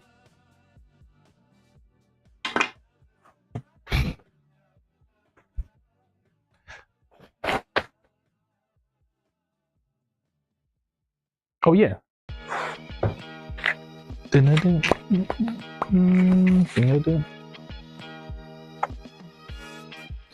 Blow away breeze.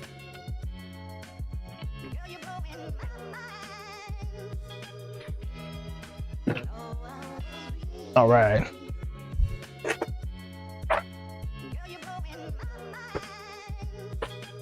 All right, cool. So we got their vinyl done. Packing this vinyl next. What else I want to tell you all about? Oh yeah, so I've been watching a lot of like, my bad I keep talking to y'all about fitness stuff. It's just because, honestly, dead ass, I'm like looking back at my entire life and I'm like, how much of my life, because like I don't know, the reason why I keep bringing it up is because my family really struggles with like health stuff. Like I have a lot of people in my family that are very like, you know, not to be rude, but a lot of us are like very overweight in my family.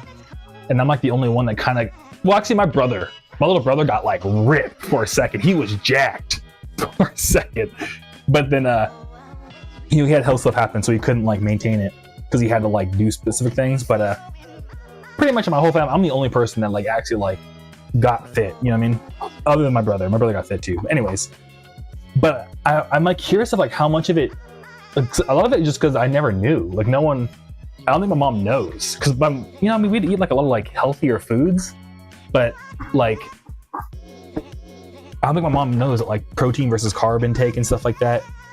So I've been like watching and like pretty much like catching up on all like the different things I didn't know about like fitness lately on YouTube. Like for the longest time, I thought that like if you ate protein and you didn't work out, then like protein would just put on extra fat, which is a complete no. That's like such a, like, I don't know who told me that or why I got that assumption. New merch order from Maribel. Hey, thank you, Maribel. I appreciate you. Thank you. If you're watching, let me know. I'll pack it right now. But yeah, so I just like had misconceptions about protein and stuff like that. So like I actively would avoid protein. So like, you know, I would still eat like, you know, like chicken and stuff like that, but I would try to like lower my protein intake because I was like, oh, I don't work out that often, so I probably shouldn't be eating this. You know what I mean? And like that's the exact opposite thing. So I'd be like, hell yeah, give me like extra pancakes. And that's like not what you want. You know what I mean? But somebody else says it's more of a part of your lifestyle now, so it makes sense. True. That is very true. Thank you. I appreciate that. But I don't know. I don't know. I need to like sit down with my mom at some point. I'm like, Mom, here's everything I've learned about food and like how much, you know, all this actually matters. And you know what I mean? Because I feel like my whole family's life would be different if like someone just told us like, hey, because it doesn't cost. I mean, some of it does cost way more money, but some of it's like, no, it's just choosing something slightly different at the grocery store for the same price. And it tastes just as good. So yeah. But and Rosa says, I thought that was a common misunderstanding about protein because it sounds familiar. Okay. I'm glad to hear it's not just me, because when I said that, some people, they're like, who told you that? That I've never heard that in my life. And yeah, and I was like, really? I could have sworn I read that somewhere. But okay, cool. I'm glad that you're on the same, or at least you understand where, you know, I mean, you heard that before, Roses. And Jupiter, dude, good to see you. Thanks for stopping by. How you doing? That's a sick name, by the way. And McShoddy asked, random stray question. Groovy, what's your go-to Mario Kart character? Dude, I love that. Thank you so much. What's yours, McShoddy? Well, I think honestly, for Mario Kart for the Switch, it was always the Animal Crossing Villager. I like playing as Villager a lot. But other than Villager, who's in Mario Kart?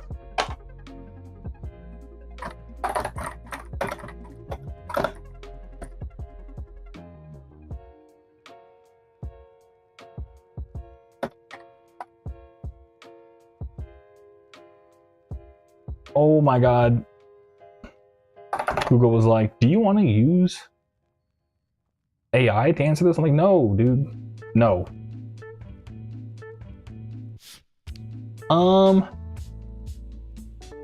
Yeah, I like Villager is probably my go-to when I'm playing Mario Kart for the Switch. Otherwise, Yoshi. Yoshi's a pretty good one too. I like playing as Yoshi as well. Sometimes Luigi. But Romcom says, personally, I really struggled for a while exercising properly, but then I started bouldering and it totally changed my life. Yeah, bouldering's sick, dude.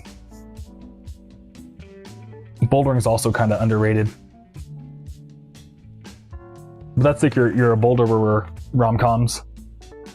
I like went on a hike once in South Africa, but it ended up becoming bouldering because like just part of the hike you had to like walk, like climb up some like sides of rocks. It was pretty sick. After that, I was like, I should try this more. But then I never found the time. But yeah, finding like exercises where you just have fun doing it, that's the move, dude. Because then it doesn't even feel like you're exercising, it just feels like you're having a good time. But Jupiter says, hi, I'm drawing Rise from Persona 4, that's sick. And then Jupiter says, Blue Birdo was always my favorite from Mario Kart 8. Yeah, Blue Birdo's pretty sick too. Isn't Birdo a... Crazy question. I mean, fuck it. Isn't Birdo trans, right? That's sick. Hell yeah. Shouts out to our trans representation in Mario. Birdo? Or like, Birdo's more like they, them, right? Yeah, Jupiter. Yeah, okay, sick. I'm glad that it's known that Birdo is a trans. Hell yeah. That's sick. Because I think it was like official from like day one in like the original, when they first introduced Birdo in Mario Kart, not Mario Kart, and Super Mario Bros. 2, they were like, oh, this person is trans.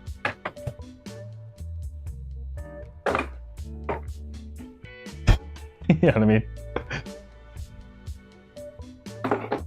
But here, actually, I think, why am I trying to run back? Rose also says Yoshi and Wario is who I end up with in the new game Mario Kart World. Oh, sick, hell yeah. Yeah, I still haven't played Mario Kart World. I need to go over to my buddy's house and play a Switch 2 at some point. But I think he's still going through his backlog. I think he hasn't still played Donkey Kong Bonanza yet. I need to hit him up and be like, bro, did you play Donkey Kong Bonanza yet? If you didn't, I'm gonna be upset.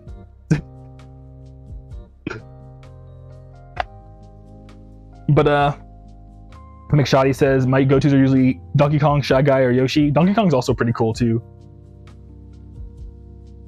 Yeah, we all got the good picks. Hell yeah.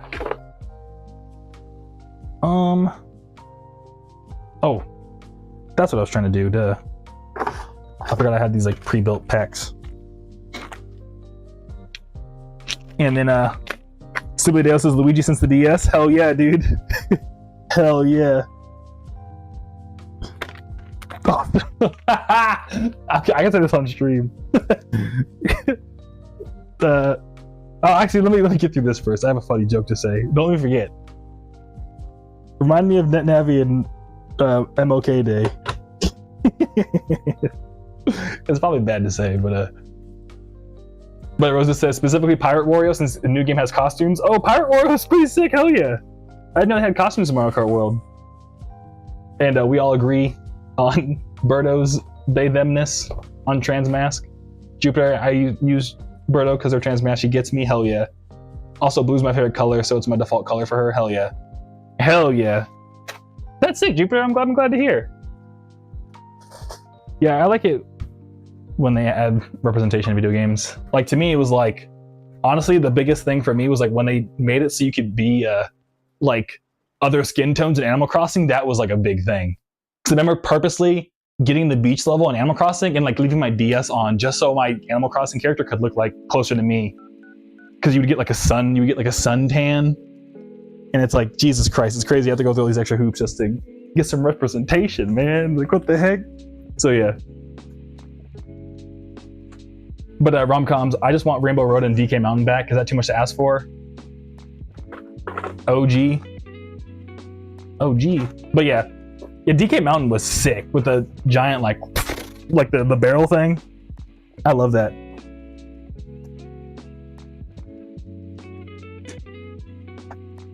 And Rosa says she's really cool. She shows up in the Mario and Luigi games, and I love what she does. Well, hell yeah. Yeah, I've never actually played the Mario and Luigi games because I'm not too into what's it called? Like RPGs where you have to like be interactive, like, or I guess turn-based RPGs where you have to be. Well, actually, no. Is Mario and Luigi like that? Oh, I just never got the time to play him. I forgot if Mario and Luigi's is like a turn-based RPG, kind of like Super Mario RPG, where you have to like. No, it is. You have to like press A at certain times. Like I know Expedition 33 is like that too, but I don't know. When I play my turn-based RPG games, I like to just like watch it happen and like be on my phone at the same time or something.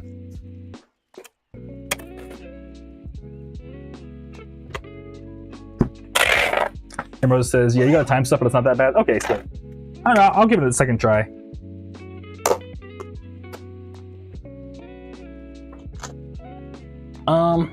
But Rosa says, oh no, Skyler says, MK Mario Kart 8, I switch between Shy Guy and Isabelle. Every other Mario Kart, it's Waluigi or Toadette. Oh, Toadette's sick, dude. Hell yeah. Also like Waluigi. Wah! Remember when Waluigi was like a meme for a hot second? That was sick.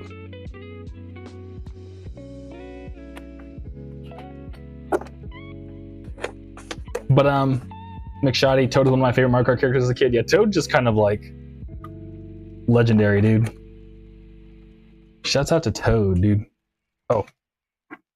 I'm so caught up on Mario Kart talk, I forgot to print. There we go, we're good. But Jupiter, I love Animal Crossing. Yes, it's Sibadale, you feel me? Roses, you feel me? Hell yeah. On the getting your representation in Animal Crossing. McShoddy, I feel like, but like growing up playing on a hacked PS2, I grew up heavily on Donkey Kong games. SNES Station, my beloved, hell yeah, dude. Yeah, it's been sick to like, I don't know, that's another thing cool about jailbreaking is being able to like emulate other game systems and stuff. Because I remember like playing Super Mario World, it's kind of canon to play Super Mario World on the PSP, on like the SNES emulators for the PlayStation Portable. Like I remember watching so many people play. That's like the unofficial second console for Super Mario World. It's a hacked PSP. But I got you on the hydrate, Roses, thank you.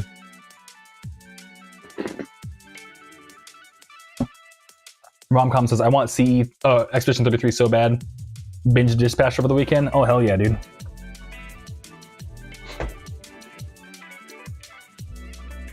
Yeah, I just gotta find time to play games again.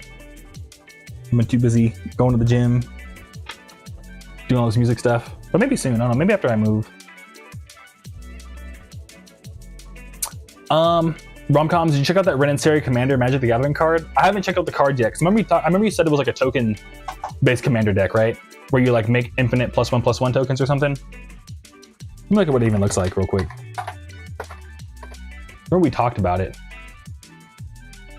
Whenever you cast a dog spell, create a 1/1, yeah, cat token. Whenever you cast a spell, create a 1/1 white dog creature token. Oh, sick, yeah. When you tap and use one of each color, deals damage to any target equal to the number of dogs you control. You gain life equal to the number of cats you control. Yeah, that's pretty broken, dude. But Roses, I forgot. But if you have a Switch, I recommend the Mario RPG remaster. It's easier because the controls were polished. Okay, sick, Roses. Yeah, I know Mario RPG has like a crazy good story, right? I remember playing it a little bit because another random like thing that happened that I honestly have like a fuzzy memory around. But I remember I was in like an after-school daycare at my school for a hot second in like 4th grade only. And I remember they had a bunch of PCs with like emulators on them, which is like, I don't know, it had to have been hella illegal. But I remember one of them had Mario RPG on it, and I remember playing it as a kid for like a day. But I never played it after that, because I didn't know anyone who had it. But hell yeah. But Rose says, yep, it's my favorite over how unique it all is. Okay, sick, yeah. I don't know, I'd be down to play just for the story, because I remember hearing the story on it's like super crazy. And everyone's always like, bro, get like the wood guy in Smash, please. From Mario RPG. Or Gino? Yeah, Gino from Smash, please. Make sure Donkey Kong Country 3 is such a good game. Yeah, dude, for real. That's one that my cousins were like super into Donkey Kong Country.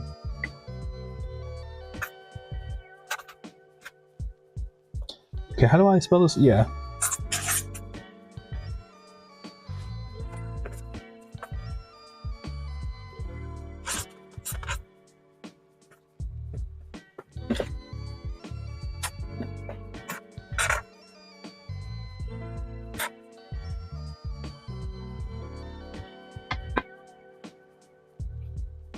And Romcom says, yep, it's super sick. The Ren and Sari card. Yeah, that sounds like a hella fun combo. I would love to bust that out and just get a bunch of dogs and cats tokens. And Romcom's, yep, same, but we played Smash Melee on a cube. Oh, sick, hell yeah. Yeah, shout out the GameCube, dude. It's crazy that when you look back, like the GameCube, like, undersold by a lot. You know what I mean? Because, like, I feel like the people who had it are like, yo, this was like one of the greatest consoles of all time. But it actually like didn't do good, apparently, so it's like really trippy. Actually, I forgot. I purposely put this over here because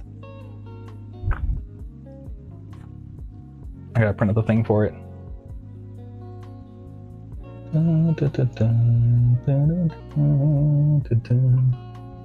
But sick. But oh, the thing I want to tell you. Okay. I didn't say this because but pretty much I had a friend that, this is probably bad. I'm sorry, y'all. But I thought it was funny. But I had a friend I was supposed to hang out with yesterday. And because it was, it was MLK Day, so like we'll have the day off. But he was like, hey man, sorry, like I can't hang out today. I forgot it was like the holiday.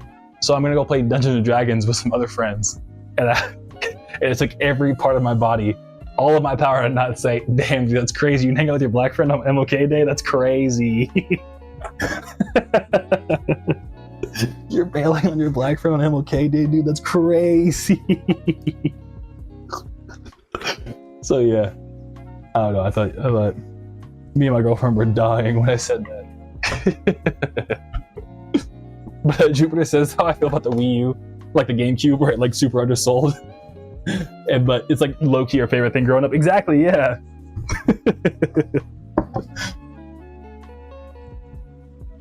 Yeah, the Wii U, I never had a Wii U, but I remember NetNavi got one when we were in college, and he was like, yeah, this shit is so sick. But I remember he only played it for like a little bit, because like the games just never really came out for it. But the games that were on it though, Jupiter, were like super sick. Remember this? Yeah, I didn't know it didn't do well. I had a lot of good stuff. Yeah, exactly. Like the GameCube kind of was smashing. But if you look back on it, they're like, the GameCube was kind of like a, oh shit, we kind of had to knock out of the park with the Wii, or else like Nintendo was gonna be in trouble. And of course they like way went over above that. And Roses and simply bail them out. That's good. That's crazy. Hell yeah. I'm glad you like that joke too. Yeah. But I don't want to make them feel bad because I know some people are like really sensitive to that. So I was like, it's okay. I'll keep that one for us. You know what I mean? But yeah. Unless they're watching, then they're gonna be like, damn. But yeah. But I don't think they are. But even if they were, I mean, it's fine. It's just more funny than anything. But Jupiter says, never forget Breath of the Wild was on the Wii U first. Was it? Because I remember I had a buddy who had a Wii U when I got Switch on day one. Like I did a whole like me and NetNavi actually we were in college. We were in dorms together. And I remember, dude, I missed those midnight launches, man. Those were so sick. But I remember when the Switch dropped, dude, it was like impossible to get one for like the first like couple months. But like me and NetNavi were trying to get a pre-order. It was so hard. But what's it called? And Jupiter says, yeah, even the DLC was on the Wii U first. Because the thing is, I remember I had a buddy named Boshi, because we called him Boshi because he always wear a hat, and like Boshi is like, what's it called? Hat in Japanese. But what's it called? And yeah, I remember he had a Wii U, and he was like, yeah, dead ass, like, you know, I remember us playing Breath of the Wild at the same time together, because it just came out. I don't know, but you probably remember better Jupiter, because I played it on the Switch. So maybe you got it like before the Switch came out, I don't know.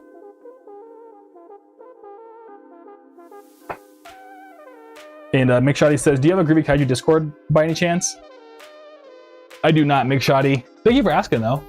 But yeah, the best way to like, I guess like stay up to date is this stream, low-key. And then if you look in like the Twitch about panels, I have a thing called the Kaiju Club or the Monster Kingdom, whichever one works better for you. But essentially there I can like send you updates to your email and stuff, and it like keeps you in the loop on everything. But yeah, because I asked about, and the reason why I bring it up is because in both the Monster Kingdom and the Kaiju Club, we send out like a survey every year and ask people about making a Discord. And a lot of people said like they probably wouldn't join it. So, and not that like they were against it. They were like, yeah, I use Discord, but like, you know, I don't know about you, but I'm in like 20 different Discord servers. You know what I mean? I really can't keep up with all of them. So I think that's why I'm like, you know what I mean? But yeah. But thanks for asking, McShoddy. If I do make one though, I'll be sure to like blast it out for you so people know. So you know to join it and everything.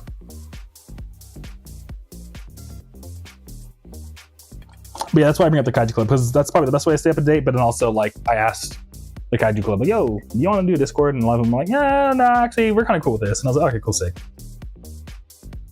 So right now, like, the whole Groovy Kaiju community is here in this room. Virtually, I guess. But Jupiter says, dude, oh my god, there's a game called Nintendo Land on the Wii U, and it was peak. Yeah, Nintendo Land looks sick. I remember watching NetNavi play it when we were roommates. It looked like a good old time. But Rosa says, I remember how crazy it all was until I had like a Spotify rap type of thing going on, and hearing it say I had my Switch for 7 years was crazy. It gave me an entire timeline now, which is interesting. I know, right? Yeah. That's cool. Nintendo did like their own like Spotify Wrapped. I'm glad that more companies are doing that, because it is fun to like, you know, I mean, we spend so much time on like these different devices and media and stuff like that. Like, we should like take a second to be like, yo, like, this was like a chunk of our life. You know what I mean? And then, you know, it's like, oh, like, is it, you know, do you want to spend your, it's not, you know what, man, fuck it, man. Breath of the Wild, when I die, be like, bro, this motherfucker played Breath of the Wild and that shit was peak. Put that on my tombstone, dude. I don't care. That shit was sick. You know what I mean?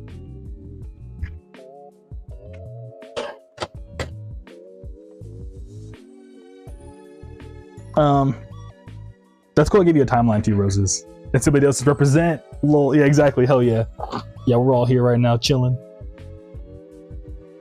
But yeah, so when the Switch came out, yeah, I remember me and NetNavi were trying super hard to get a pre-order, but we just couldn't get one because they all sold out of pre-orders. So it was like you had to go in person to grab one. And so I remember like calling like the day of, me and NetNavi had already given up, but he was like, nah, man. Bro, just forget about it, man. Stop bugging me about it. And I was like, no, NetNavi. We're getting Switches today, bro. I don't give a fuck. We're gonna get one. You know what I mean? So I called up a bunch of different GameStops, and all the GameStops were like, no, we're sold out. And then I started calling like more low-key GameStops, and one of them was like, look, man, we only got 3. There's already a line forming, but you know what? Pull up, and maybe I can help you out because you called. And I was like, all right, cool. But then I thought about it, and I was like, you know what, deadass? I've been such a, like, I remember watching I've been such a Nintendo fan from like diapers that like, I watched the E3 when Reggie Fils-Aimé became the president of Nintendo of America. I remember watching that like on my computer. I remember exactly where I was. I remember what apartment we lived in. I remember that morning. I remember what I ate for breakfast that morning. I remember watching and being like, this guy seems pretty cool. cool. You know what I mean? I remember having those thoughts. Anyways, so I know from being such a Nintendo fan for so long, Nintendo for some reason is super buddy with Best Buy. And I was like, you know what? I bet Best Buy has some. So I was like, yo, NetNavi, like, let's pull up to go to a Best Buy and see what's up. And he was like, dude, I'm not about to waste my time. I was like, NetNavi, what else you doing tonight, man? Be sad that you don't want to Switch. And he's like, all right, you got me. You know what I mean? So then we pulled up to a Best Buy and we got in line and stuff like that. And then as we were in line, I was like checking Reddit to be like, hey, like, okay, cool. You know, I'm checking Reddit because I knew East Coast was 3 hours ahead of us. So I was like, they're going to know if Best Buy has, you know, a bigger shipment or not. So post on Reddit, how many Switches they got. And then, you know, around 9 o'clock pulled in, and then they were going to do a midnight launch. Around 9 o'clock, I was checking the Reddit, and people on the East Coast were like, oh, my Best Buy had 50. My Best Buy had 100. My Best Buy had 200. And I was like, dude, we're like number 70 in line. And, you know, they said like they only pre-ordered 50 pre-orders and like other 100. So they usually had like, it was like 2/3 for day one, people just in line, and like the other 1/3 was for pre-orders. So I was like, no, we might get one. And he was like, bro, like, we're gonna get a Switch, bro. And I was like, yeah, I think we'll get one, bro. And then like, yep, around like 11 p.m., a lady comes around with little cards to give out people in line. Like, do you want a black Switch or do you want a blue and red? And we were looking at the stack, and as like she was going down, the stack was getting thinner and thinner and thinner and thinner. But then she came to us and she was like, you know, we got like five black ones left and like 10 colors. And I was like, yo, I want a color. And Daniel was like, I want a black one. And yep, boom, bada boom, bada bing. And we got day one Switches, dude. Breath of the Wild, all of that. Went home that night, played Breath of the Wild, fell asleep playing it. And I was like, hell yeah. Yeah, so we got super lucky, Roses. And I was like, yep. So I think I still have it. Wait, no. I don't have it anymore. Dang. Yeah, because I purposely bought that Switch. And then when they, fixed the OG Switch jailbreak, I went ahead and I bought a second one. And I was like, okay, I'm going to keep this one to jailbreak it. And that I ended up actually jailbreaking it. But then they never got like a cold boot mod for it. So like cold boot meaning like you had to always like re-flash the Switch every time you turned it on. And like I'm the type of person where I play games maybe like, you know, even back then, like after the Switch jailbreak, I was starting to slow down how much I played games. So I'd maybe play games like once a month. You know what I mean? So since they would always like, my Switch would always die because I wasn't like keeping it charged, I was like, dude, like this, yeah. So I ended up like selling that Switch on eBay. But I was like, I'll just wait till the cold boot mod comes out. Excuse me. And there still isn't a cold boot mod. You still need to like get a mod chip, which I'm like, dang. But yeah, one of these days.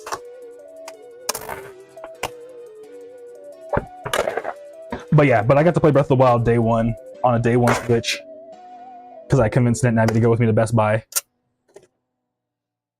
But yo, Jet, dude, good to see you. How you doing? Nice stopping by, dog. How's your Tuesday going, Jet? Yeah. And Jupiter, finished my drawing. Hey, congrats, Jupiter. That's sick, dude. Hell yeah. Congrats on getting that drawing done, dude. That's sick.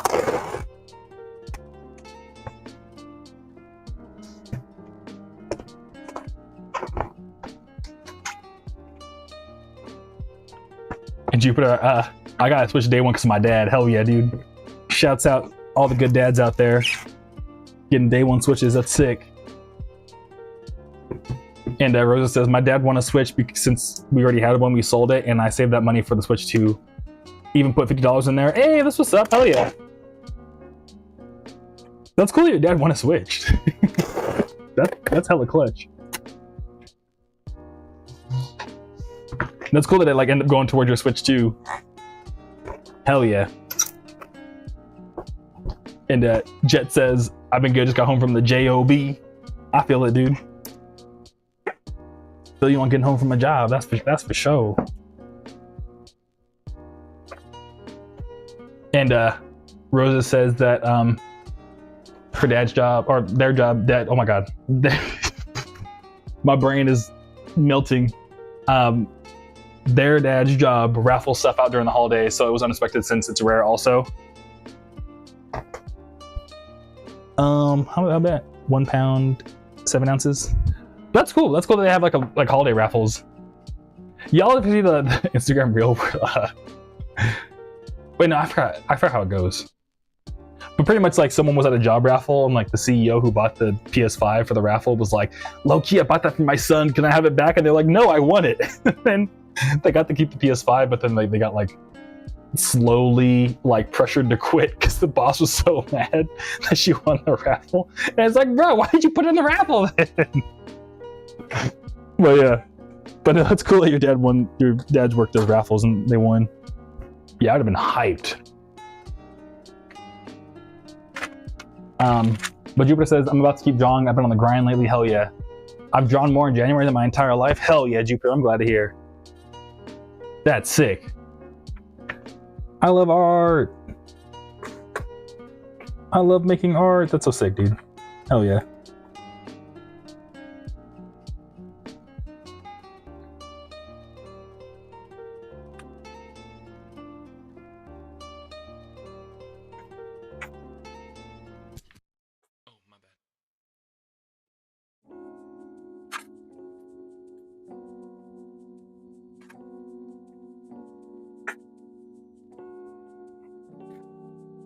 Yeah, I haven't done like a raffle in like a long time.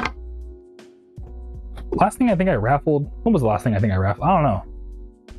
I can't remember the last time I was in a raffle for something. Bing. Speaking of oxygen mask, hell yeah. Rosa says he actually won a TV for 2025, but it was broken. We got that replaced, thankfully. Oh wow, yeah.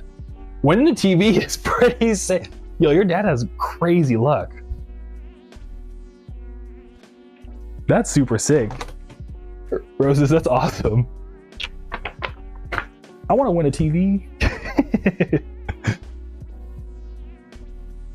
And that's cool they like still let you like replace it and everything.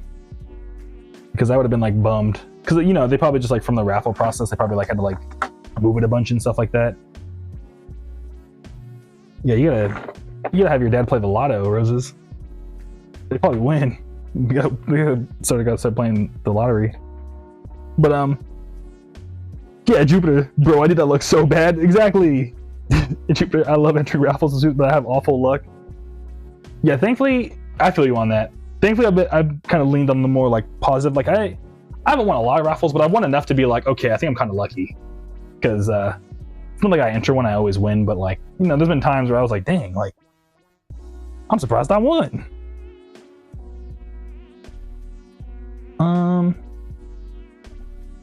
That's cool. Actually, let me give him one of these. Let's start giving these out. And oh yeah, I got a pin.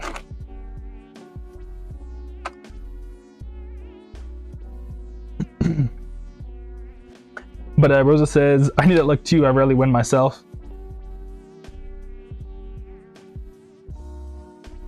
And Rosa says, good question. Did you win anything? Was there anything you guys wanted? Oh, from like raffles that I've entered, Roses, or just in general? But I did that luck too. Yeah, it's funny. Yeah, I'm still trying to remember the last raffle I entered. I think it was low-key the last raffle I was in technically was Tune in Tokyo used to throw like City Pop shows, and there was like they used to raffle off like City Pop CDs low-key. Actually, no, yeah, the last raffle I was in, yeah, Rose's raffles you entered. Okay, cool. I'm glad we're on the. I'm glad I got you. Yeah, yeah. Now that I think about it, so the last raffle I was in, it was Tune Tokyo. They raffled off City Pop CDs. And I actually got called last, low key. But the one before that, I think I won a Night Tempo vinyl from Tune Tokyo shows once from a raffle. So I was like, yo, let's go. So yeah, that was probably the coolest thing I won in a raffle recently, at least. Because it was like a signed Night Tempo vinyl. But it's funny because like I've met Night Tempo now, so it's kind of like, oh, you know what I mean? But at the same time, in the moment, I was like, oh shit. And Rose, oh awesome, yeah, thank you, Rose, hell yeah.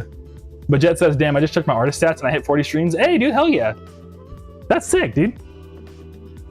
Yeah, 40 today, but you know, you getting started, maybe blowing up in no time.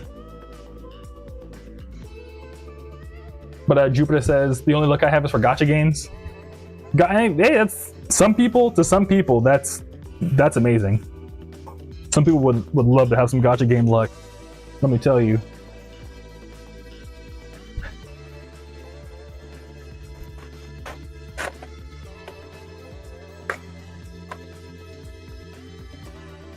Oh, in fact, I think I put too much bubble wrap on this in general.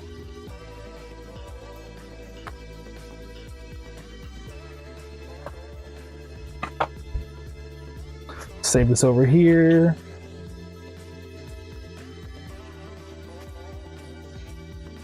And somebody else says me and those people. What people are you in, dude?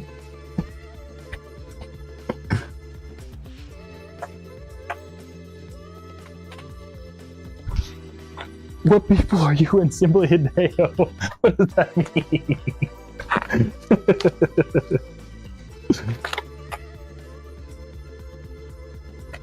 Oh, I'm okay. I see what's going on. I was so confused. I'm one of those people. Okay, cool. Yeah, I mean, I feel like yeah, gacha games, I've never really gotten too into them, but they do seem like a good time. I'm not gonna lie to you. Like I kind of want to try getting into Genshin Impact because it looks so good. Like it looks like a good game, and like everyone seems to love it. So I'm like, there has to be something to this game, right?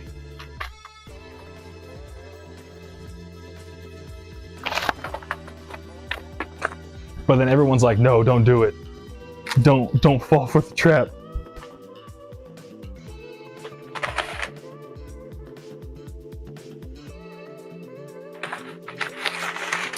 Jupiter says it's nostalgia mostly for me. I feel that, yeah. Yeah, they do being nostalgic for sure.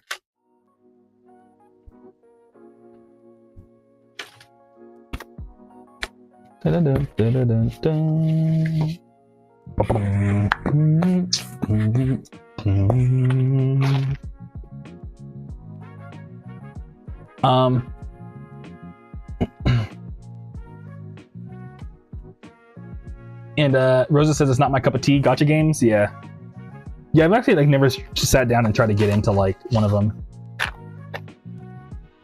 I feel like gacha games started coming out like a little past my like gaming prime. Like when I started slowing down on games was when gacha games kind of came around. Because there was a time where I was playing games like all the time. Like any free second I had, I was like, bro.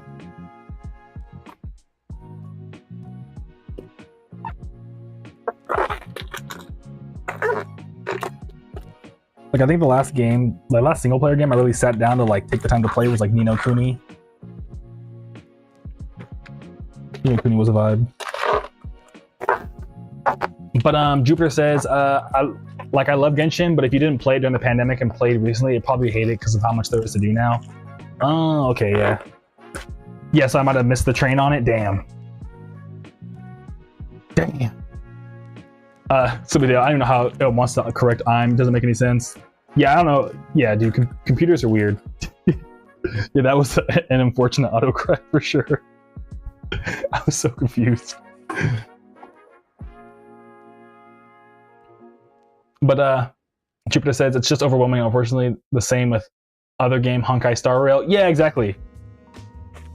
Yeah, I've also seen like boba shops be like, "Yo, get boba here, and we'll give you Honkai Star Rail stuff." And I'm like, that's a weird name for a game, but I'm intrigued. You know what I mean?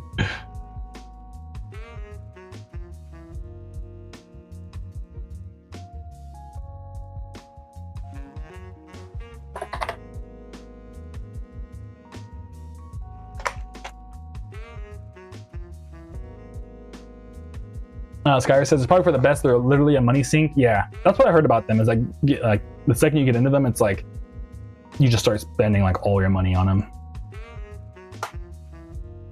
I don't know. I want to say I'm strong enough, but like I feel like microtransactions is like the one thing. Like microtransactions in video games is the one thing I've been like strong enough not to like fall victim to. Because I'll admit, I'm quick to fall victim to various little things. I will sign up for a Patreon so fast without thinking about it twice. But thankfully microtransactions is like where I'm like, wait a minute, hold up. Like, I don't mind grinding it out. The last like microtransactions I really got into was like motherfucking Hearthstone. That's where I was spending money for a little bit. But yeah.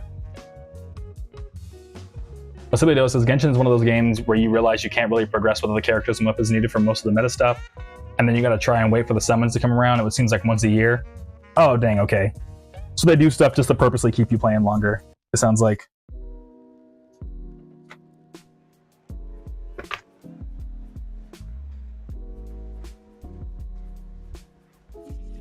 That's a bummer. I don't know. I've also been getting really nostalgic for like WoW and MapleStory again. Maybe I'll get back into those too.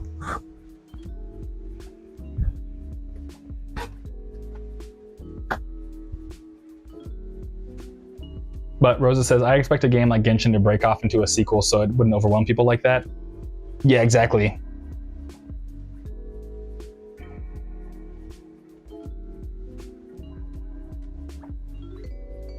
And Rosa says, that's why I realized that online focus games did that recently. I never understood why they did it as a kid. Yeah, it's just because they're trying to like make it accessible to like no matter where you are in the series. Jupiter says, like the story is good, but at what cost, bro? Nobody wants to sit down for 6 hours and do a quest all at once. The new Honkai Star Rail quest is 52 hours, by the way. That's crazy. That's a super long quest.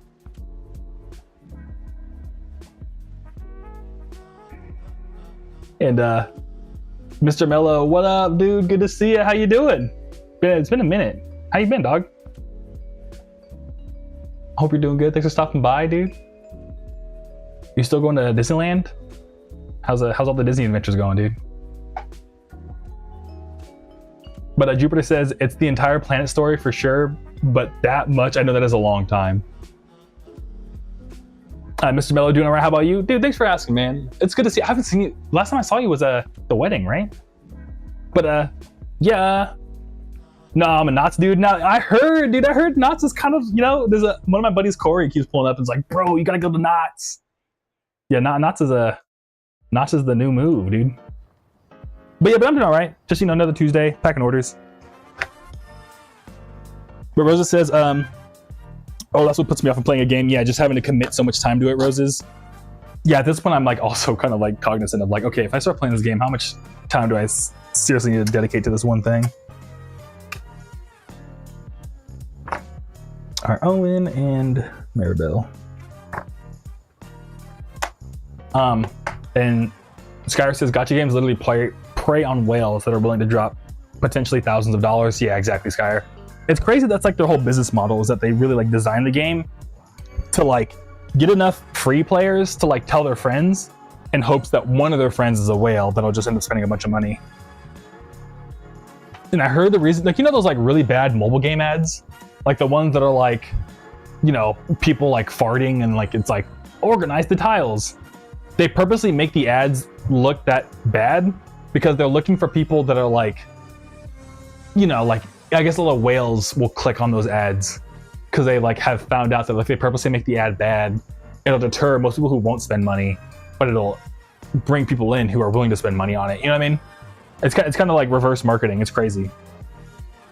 But Zaku, dude, good to see you. Thanks for stopping by. How you doing? We're chatting soon. I'm stoked we were able to figure that out. Mr. Mello says, it's been a while, haha. Hope everything's good with it all. Yeah, we're all doing good. We're all here. We're chilling here, dude. Still here in Arizona, same old, same old. And yeah, you know, just living life, man. Thanks for checking in on me, Mr. Mello. I appreciate it, dog. Yeah, Mr. Mello and I have like all kinds of history together. We've gone to so many shows together. We were like working with the same label for a cool minute. The same like vaporwave label, Mr. Mello. Shouts out Mr. Mello, dude. That's my dude. That's my dude. But here, let me move all y'all over here. Oh shit. New merch order from Camden. Hey, thank you, Camden. I appreciate it. Let me know if you're watching. I'll pack it right now if you are. But Jupiter says, see, Cookie Run Kingdom and Oven Break has similar problem of meeting meta characters where they keep one consistent quest you need to do and are super generous to the players. You can get everything for free. I've been playing Cookie Run games for like the 9 years. Oog. I feel it, dude. That's like they do that. I'll have to look into, yo, all right, give me future me. When I rewatch the VOD, look into Cookie Run Kingdom quest. That sounds like a pretty fun time, dude, honestly. I'm glad to hear that they like kind of treat their players with respect. You know what I mean? And Rosa says microtransactions is what gets me the most out of everything. It sounds like a good game, but from earlier, there's so much to do. It's just going to bore me having to rely on that. Yeah, exactly. Yeah, same. I would be like, ugh, this is too much. And Rosa says cookie run is cool. Glad to hear it's not like that. Yeah, exactly, Roses. I'm also hyped to hear that too. And let me make sure this person. Yeah, we're good. Wait, are we good? We are good. And of course, dude, I miss you. I miss you too, Mr. Mello, dude. I miss you too, man. Yeah, we still gotta figure out a time for us to hang out, because I know you said you pass through Arizona every once in a while. Let me know if you ever passing through. I know you're like more north, but if you're passing through, dude, let me know. I'd be stoked to catch up with your dog.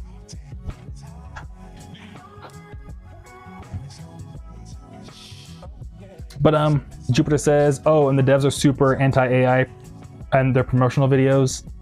They've been commissioning talented artists for their cookies promo art. Oh, sick. Like, bro, they got a sand and light artist. That's cool, dude. Yeah, I like to hear when people are like, you know, doing right by the artistic community and stuff like that. Rosa says, hell yeah. Mr. Mello says, hell yeah, that'd be sick. Hell yeah. Hell yeah, hell yeah, hell yeah.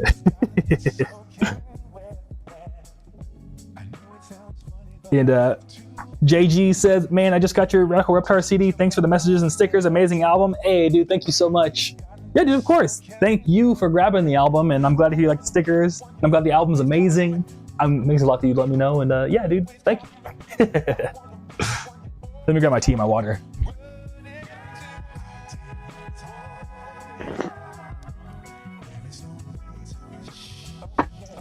And Jupiter says, yeah, it's a beautiful community, man.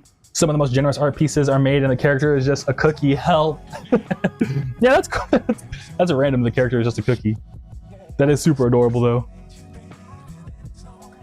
Okay, cool. How do I want to best do this? Let's move this guy over here. Yeah, we got another hour of streaming, so I'm trying to like... I think we might be able to get all the orders done. Oh yeah, in case y'all, I didn't say, but we have about like, I think 25 orders. And we just packed 4 vinyl. And then we did a Mick Shoddy and a Beautiful Wills order. So we've done like 5 so far, but the CDs are a lot like, you can just, you know what I mean? So yeah. That's one thing about like tech world stuff that like always upset me. Is that I remember my manager would get mad at me because like, you know, in music, you're like, yeah, man, you know, we're just gonna like add the right there, and he'd be like the, and then like it would be sick when it drops right there. So sometimes in tech, I'd be like, yeah, man, you know, I add like a variable, and it'll just like pop, pop, pop, and then like, you know, talk to this guy, and they'll be like, yeah, yeah, yeah, yeah, and then like it'll all work out, and then my manager would be like, that is not technical terms. You cannot say yeah, yeah, yeah. That doesn't mean anything in JavaScript. And I was like, bro, fuck you, man. Yes, it does. You know what I'm trying to say. And I mean, to be fair, he was right. But at the same time, it's just, I don't know. It's just such a difference between like tech world, tech brain, and like music brain. So it is nice to be able to just be like, yeah, man, you know, we're gonna like, and then it'll be all packed up and we're good to go.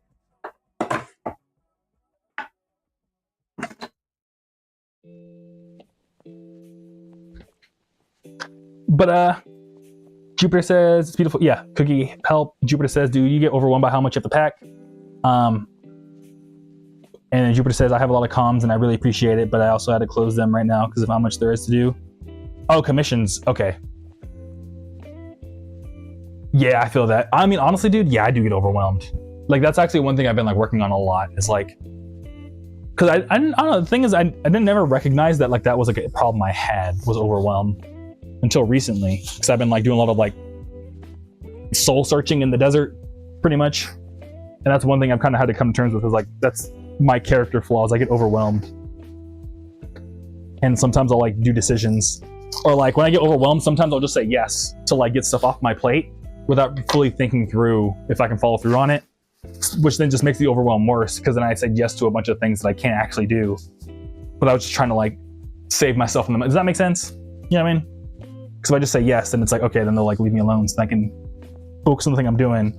And then I'm like, oh fuck, now I gotta like actually go and do that thing I said yes to, or else I'll feel bad.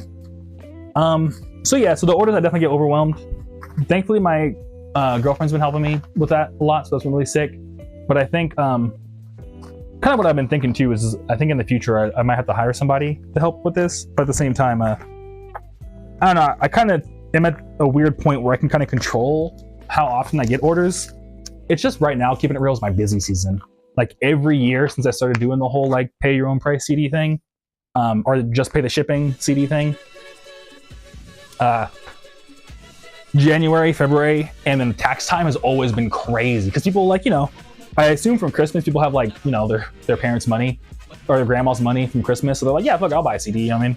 And then tax time, of course, like everyone gets like $1,000, and they're like, yeah, fuck it, like I've been on that vinyl all year long, might as well grab it. Yeah, I mean, so because of that's when I really like, you know, get the most support because people have the most like time to like, I guess the, you know, most disposable income to help support their artists and stuff like that they like. So I'm super thankful for. But yeah, every year, I don't know, it's just also my problem because every year like I know it's coming, and then I just always am like, I'll be able to handle it, and then I get here and I'm like, oh. You know what I mean?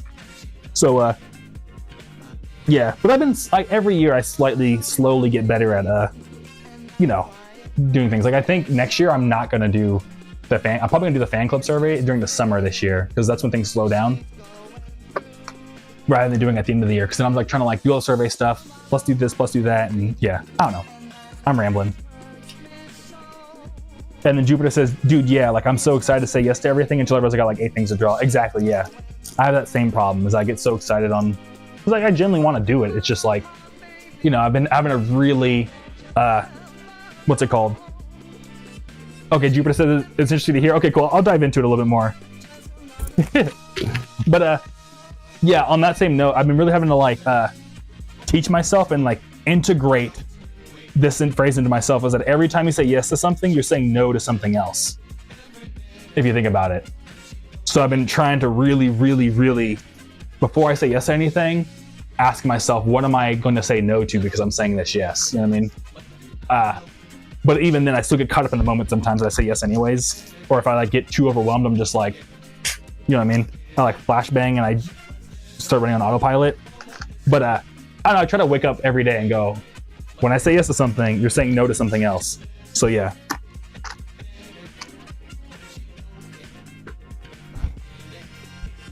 So yeah. Jupiter, wait, that's fire thinking. Yeah, dude. I mean, to be fair, I learned that from somewhere else. So I can't take credit for that, but I forgot who I learned it from. From some podcast YouTuber thing I watched, but yeah. It's something I've been trying to think about a lot.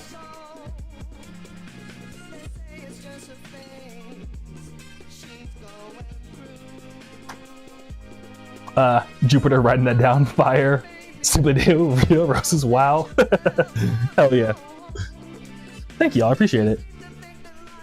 And Rain Man, didn't know you streamed, love your music, man. Thank you, Rain Man, I appreciate you loving my music. And gonna add you on Twitch right now. Oh, hell yeah, Rain Man. Yeah, dude, join us. Yeah, no, I need to get better at like promoting the stream, like that we are streaming. I've been slowly doing it. Trying to get like put out the stream more.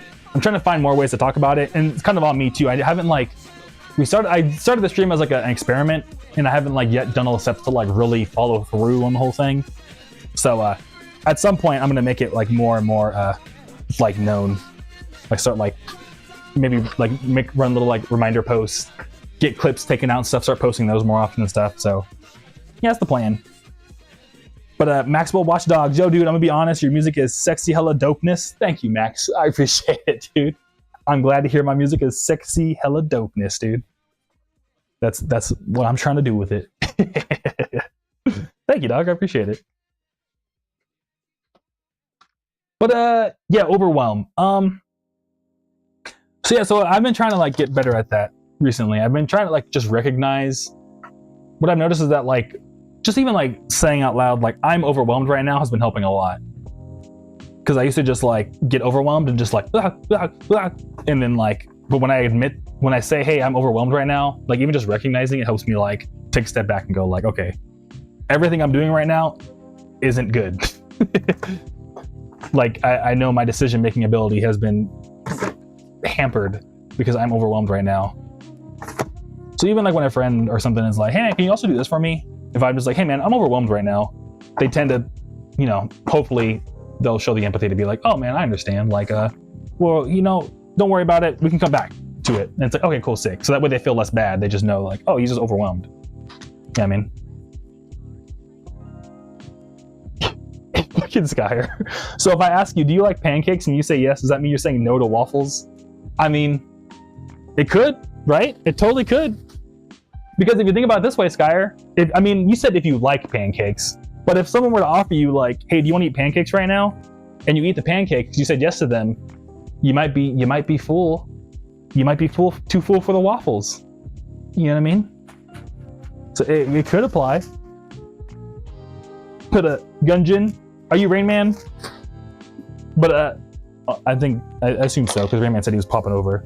But Gunjin says yes to pancakes until tomorrow morning, Lamau. Yeah. I am 07. Okay, cool, sick. Oh, sick, dude. Well, I'm glad you made it over, dude. Good to see you. How you doing?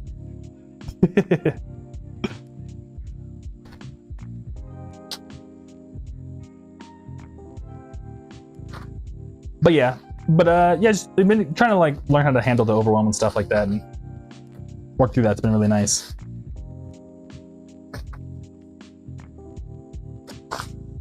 Because it's also just made me like have to start thinking more like strategically too. Because like one thing I've also, I don't know why I'm like this, but I'm totally like I love hanging out with people one-on-one. And that's probably another one of my issues is I don't really like hanging out with multiple. I mean, I do like hanging out with multiple friends at the same time. Like there's very specific friend groups I want to hang out with more than one person. But like if I had to choose, like I'd rather just hang out with like one friend at a time. But speaking of being overwhelmed, is that like, you know, if you don't ever like bring your friends together, then it's like you can only hang out with one at a time. See, Zaku feels me. But okay, cool. I'm glad you feel me, Zaku. But at the same time, it's like the issue then becomes like, then you end up like having to schedule all these different times to hang out with individual friends. So then you end up in this weird problem where it's like, I enjoy hanging out with you more. Like personally, I like enjoy hanging out with people because you can have a more like serious, focused conversation and like really connect with that one person. But at the same time, then it's like, well, then shit, now I'm like every hour of my day, I'm connected with one person at a time. So you have to like learn, I don't know. You get overwhelmed. But Rosa says, I learned over my anxiety is better to communicate if you think there's a problem than just letting it be, but it's just tricky coming off too much. It's better to communicate if you think there's a problem. Yeah, exactly. Exactly, yeah. Because you don't want to like put your problems on other people because it's like, that's not fair to them.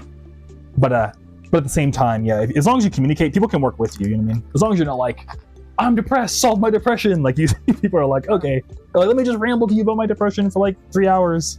What if you just say like, hey, look, I'm kind of going through it right now. Most people are like, hey man, yeah, I can give you your space. Like, you know, I'm chilling.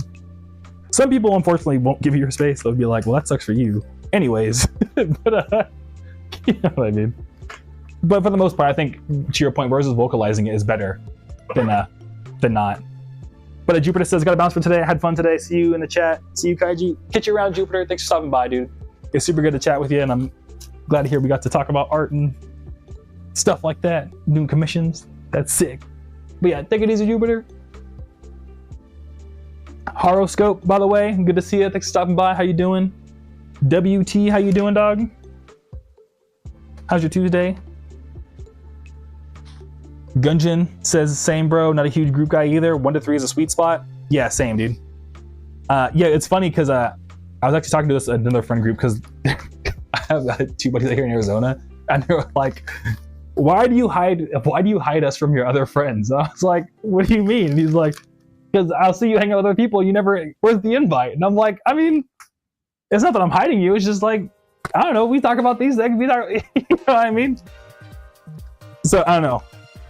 Because I feel like they have smaller friend groups. So to me, I'm like, dude, if I were to bring all my friends together, it would be like a party every day at my house if that was the case. And I don't got party every day, time, energy, or money. That and just, then there would be like so many shallow friendships if you were to do that. So but they didn't get it. They were like, bro, like why are you hiding us from your other friends? I was like, I don't know, man. It was kind of funny. I think they were also like messing with me, but yeah.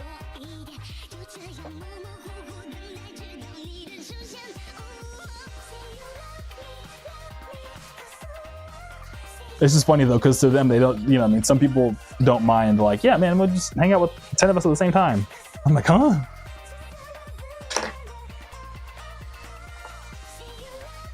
And Rose says, I see where you're coming from. Thank you, Rose. Yeah, I'm glad you're seeing where I'm coming from too.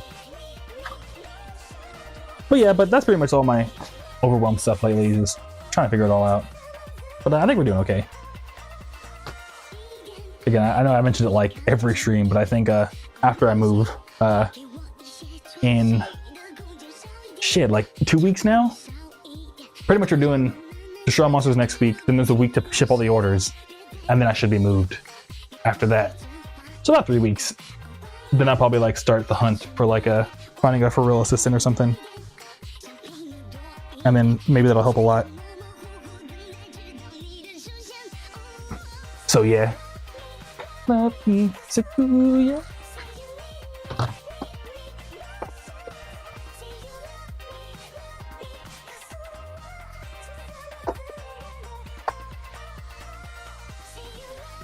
Also, the name for this song, it's actually kind of funny. I made this song before I got into astrology. I just always thought, like, so now I'm really into astrology. I'm not gonna lie to y'all, but before I got into it, I made this song because I had a lot of friends that were, and whenever they'd be like, oh, you're ruled by this planet, you're ruled by that planet, I just thought it sounded cool. And so this song is all, like, you know, I knew, you know, like the Greek god Venus is like, oh my god, the god of love and stuff like that. So I thought just the phrase ruled by Venus was like a sick thing. But then it's funny because as I got really into it, once you get super deep, technically, my chart, I am ruled by Venus. Like, that's my strongest planet. So it's like, oh, fuck, before I even knew about the actual meaning of the phrase, I made a song that actually applies to me, which is kind of like, oh, shit. It's funny how life comes at you fast, dude.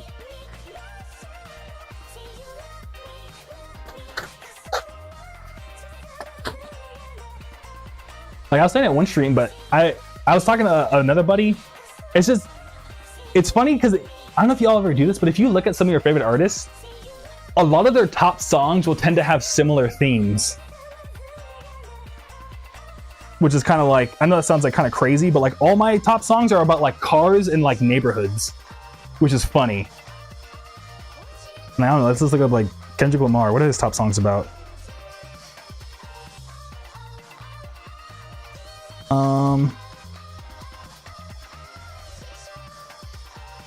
Okay, Kendrick Lamar doesn't work. I have to like sit down and think about it. What's another artist? What's Tupac's top songs?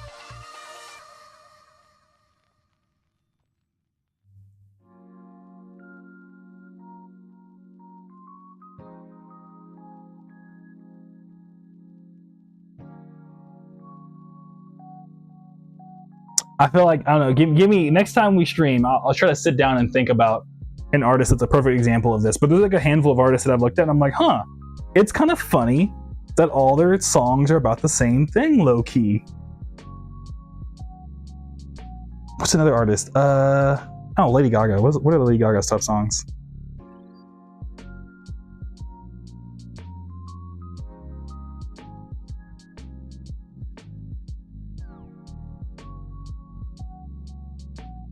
I bet if you give me long enough time, I could probably figure this out. I don't know. Maybe this is a bad take. Actually, I'm trying to prove it.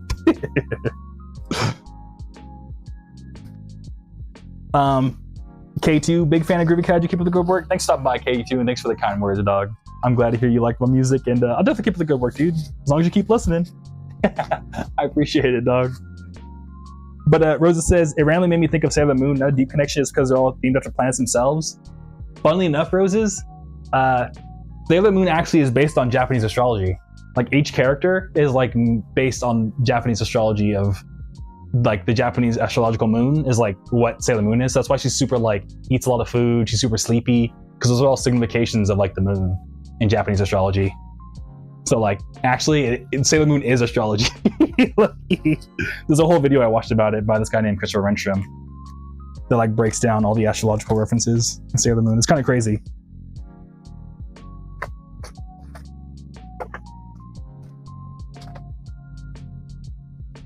And Zaku says, haha, dude. So when I was playing Ruled by Venus, Marcus played Ruled by Venus at our last show, and it blew Fanny Cat away. And I was like, yo, this is groovy. And she was like, I know, but damn. Oh, hell yeah. That's so cool. Shouts out to the Fanny Cat, dude. I miss Fanny Cat. Yeah, what's cool is that that song technically I think is in Mandarin, and Fanny Cat can speak it, so she knows all the lyrics. And I like always ask her, like, what does it say? I just know the English parts, and she's like, no, it's actually such a good song. I was like, okay, cool. But yeah, thank you, Zaku. That's sick. And Zaku, Marvin Gaye was always singing about being confused and different and shit. Yeah, exactly. Even like, I don't know, so it's like a lot of like the themes of what they sing about, also like the song title sometimes, like, funnily enough, all follow like a similar theme.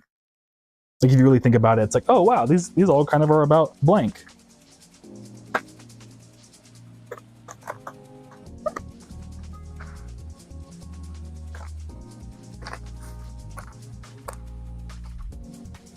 Like I think like even like,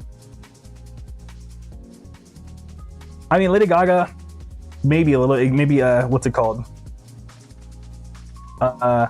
Just Dance kind of breaks the thing, but like her top songs are Die With a Smile, Poker Face, Abracadabra, Bad Romance. Those are all kind of like things that like change in a weird way if you think about it. Like Die With a Smile, that's very like a contradiction. Poker Face is like, you know, kind of a contradiction, you know what I mean? Because that's all about like hiding something. Abracadabra, that's all about like magic. You know what I mean? It's like hiding reality. Bad Romance is like a contradiction because you wouldn't expect a romance to go bad. I don't know. Maybe I'm boo-boo brain is going overdrive. I might be stretching. Rose says, yeah, I was aware about the Sailor Moon connections, but I wasn't aware that much. That's cool. Subidale with a thumbs up. Hey, thank you, yeah. But yeah, it's been cool, yeah. Low-key, I was watching Sailor Moon with my girlfriend just to like kind of be like, oh shit. But yeah, Tuxedo Mask is supposed to be the sun in astrology, Loki, apparently. Like he represents, that's why he's like such a like a, you know what I mean? That's why he's like so cool. He's like, oh, like, I'm the best. Because he's supposed to be the sun.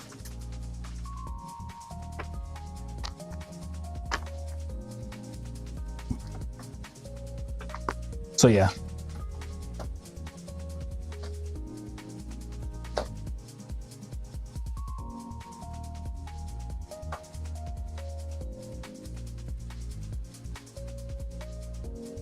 What's also funny too, I think I mentioned this before, but even outside of Sailor Moon, I've noticed that like a lot of my favorite animes tend to be made by women.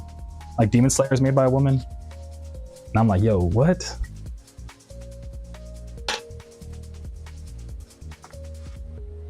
Like a female mangaka's kind of cooking out there.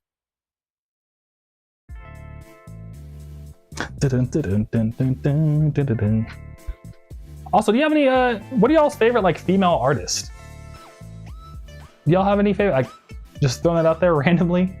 Like, I'm a big Pink Panthers fan. I like No Name a lot. I like Ruru. I like Onjoko. I've kind of realized that, like, I don't know, whenever I look at people's Spotify raps, sometimes I'm, like, taking notes of, like, damn, bro, no female artists? I see you. You know what I mean? Not that I'm, like, that guy, but I'm like, huh, okay. That's crazy.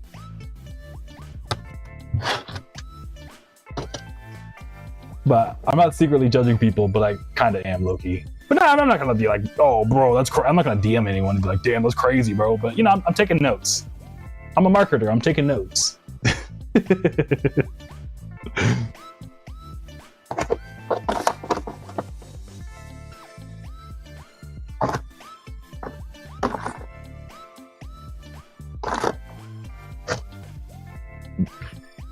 Yeah, I'm trying to think of like Della XOZ. Her stuff is so sick. She's like a Midwest emo guitarist, well, and singer too. But she lives in the UK, so she's like in the UK mixed Midwest emo, and she's so fucking sick, dude.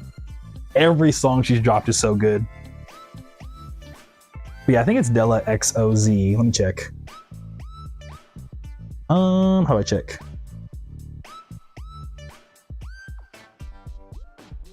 Yeah, so DELLAXOZ. Z. Yeah, every song is good.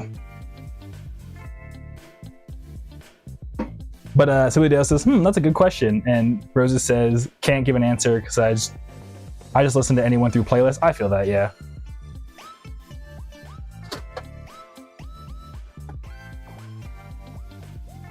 Yeah, sometimes I'll listen to music where I just know them from a playlist or something.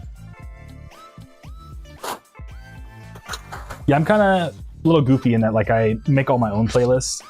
So even if I like don't know a song name or an album name, because I've only ever seen the song or album name once, I still at least will remember the artist. But that's only because I made the playlist myself and like curate it over time.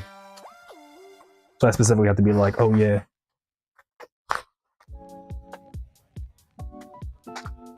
Oh, and of course, Data Girl. I forgot about my own friends. But yeah, Data Girl. I listen to her stuff all the time. Sunburn is a banger by Data Girl off her new album.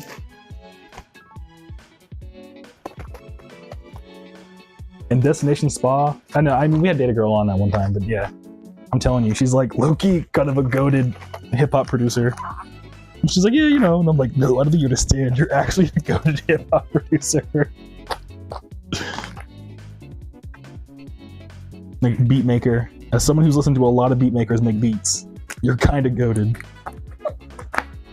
He's like, I want to be a pop person. I'm like, oh, I'm telling you. And this guy says, only playlist I have on Winamp is called Brit Slop, and it's just Jimmy Brown songs. Lamau. It'd be like that sometimes. That's cool. You still use Winamp, dude. Was it Winamp slaps the, or what is it, whips the llama's ass or something? Remember the old Winamp like preloaded song, Skyer? I need to get back into Winamp. Winamp's a classic, dude. But that Rosa says fun times. I know it was fun times. We gotta get 3D Blast back on. I just feel bad because I gotta make a Google form. I gotta make a Google form so other people can join. We have to have Zaku on too. I guess I'm gonna talk to Zaku personally on Friday, and then me and Zaku could talk about that.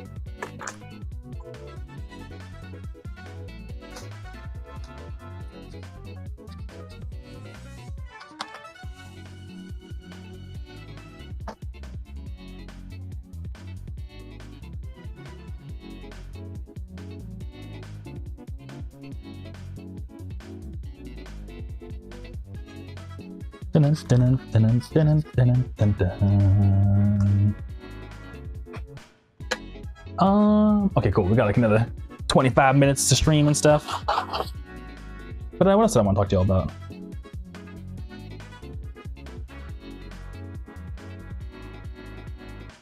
Let me check. I have like a list.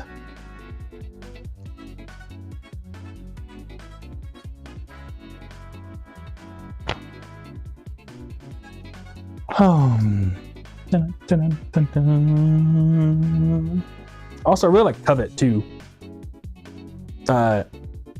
If y'all are familiar with Utopia District, Indy is like a big Covet fan. I'm really into like instrumental Midwest emo songs, and like Covet. I think her name is Yvette Young.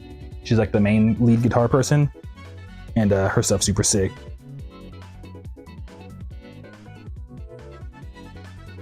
Oh, and speaking of Brazil too, I watched a Michael Jackson detail video about Michael Jackson's diet, and that was crazy because I guess like Michael Jackson was like very particular about the food that he ate. You know what I mean? And I could see was like, no, I need to have this one specific Brazilian vegetarian chef be my personal chef at all times. So they used to like fly this specific Brazilian vegan chef with Michael all across their tours and stuff, which is pretty crazy.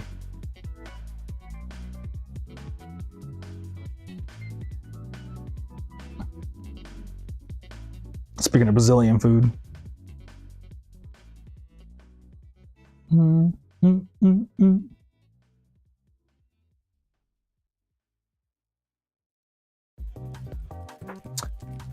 Oh yeah, but have y'all ever seen those like rug tufting things? You know what I'm talking about? Where people have those like guns, like the rug guns where they like can make rugs and stuff.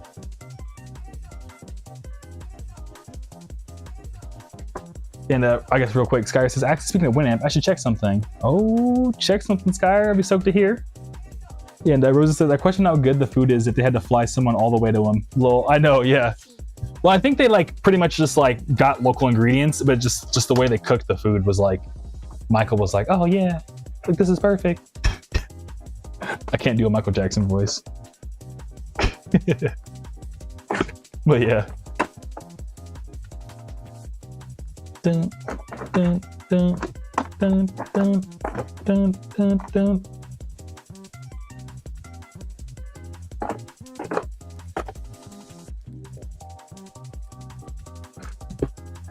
Oh yeah. But yeah, have you all ever seen like the rug tufting guns? That's one hobby I wanted to get into too at some point. This fool did the voice. I did. I mean I half did it. I half did it. I was like gonna commit to it and I was like, wait a minute, I don't think I can do it. Lamau.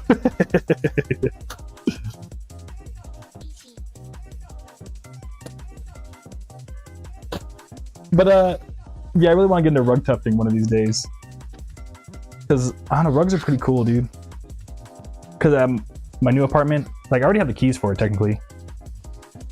I got the keys for my new apartment right here. But I just gotta move in. But what's it called? Yeah, there's like a part on like the floor that's like kind of like messed up, and I was like, I'm gonna put a rug over this. And then I was like, oh shit! I just remember I want to get into rugs. Yeah, okay, Rose, you know what type of rugs I'm talking about. A Groovy Kaiju logo rug. I know. Yeah. One of the fan club surveys I asked, like, would y'all want rugs? And people were like, no. Why would we want a rug? And I was like, oh damn, I guess it's just a me thing then. But yeah, I want like a sick old, like, I don't know, like Pokemon cartridge rug or something. Cause like the way the camera is for the stream, it'd be sick if this was like a giant like Pokemon rug or something. Or if I was like standing on top of a Pokemon rug, I don't know. I think it'd be super dope. So I want to do that for when we have to rebuild the studio essentially. I'm gonna get a rug.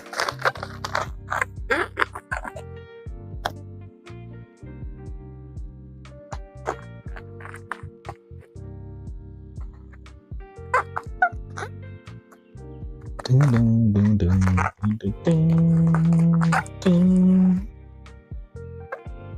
Rosa says, I've seen people sculpt rugs a little to give it shape or a 3D look using those methods. Exactly, yeah, it looks so cool when they have like texture and stuff like that.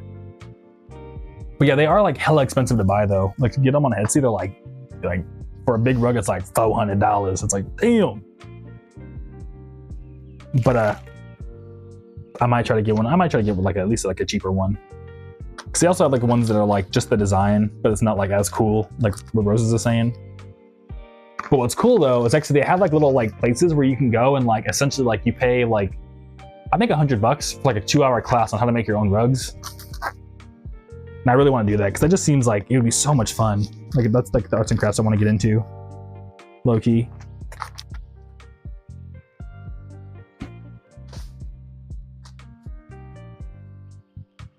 And Elias says, I feel like I'm watching CCTV footage. I know, yeah. Yeah, I tried my best to make it look like homey while still have like a Sims kind of like angle for the camera, but it does kind of look like you're watching like a clip from a horror movie or something. If you really think about it. Like Resident Evil or something like that. But good to see you, Elias. Hope you're doing good. Yeah, there's like a fine line between this looking like, you know, like we're chilling and like someone's gonna come from the closet and like murder me.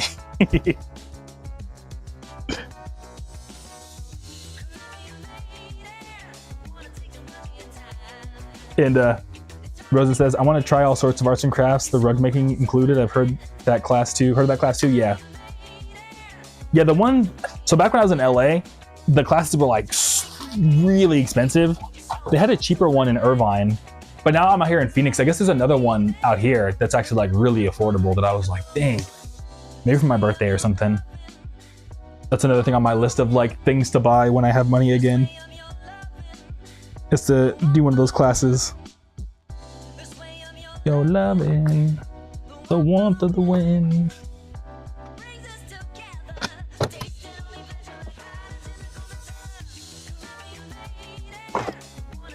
Too much of your time.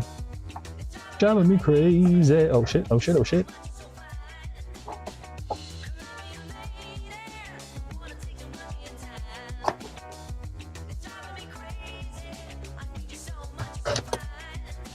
But yeah, I really want to get into like rug tub thing. Cause it'd be cool to just have it at my house too. Cause I would love to like see if I can flip rugs on like Craigslist or something. That sounds like a good old time.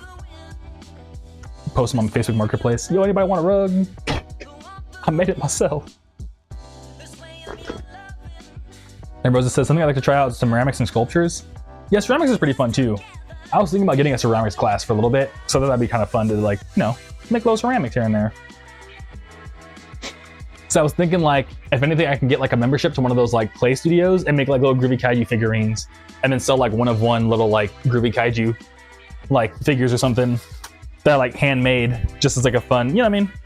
Not that I'm like, you know, I'm sometimes a little too business brained, but even just then, I think it'd be cool to like make those for myself, and if I have any extra, be like, yo, anyone on the Kaiju Club want a handmade Groovy Kaiju little thing? Here's the eBay link. Here's the eBay auction link. You know what I mean? If anybody wants it.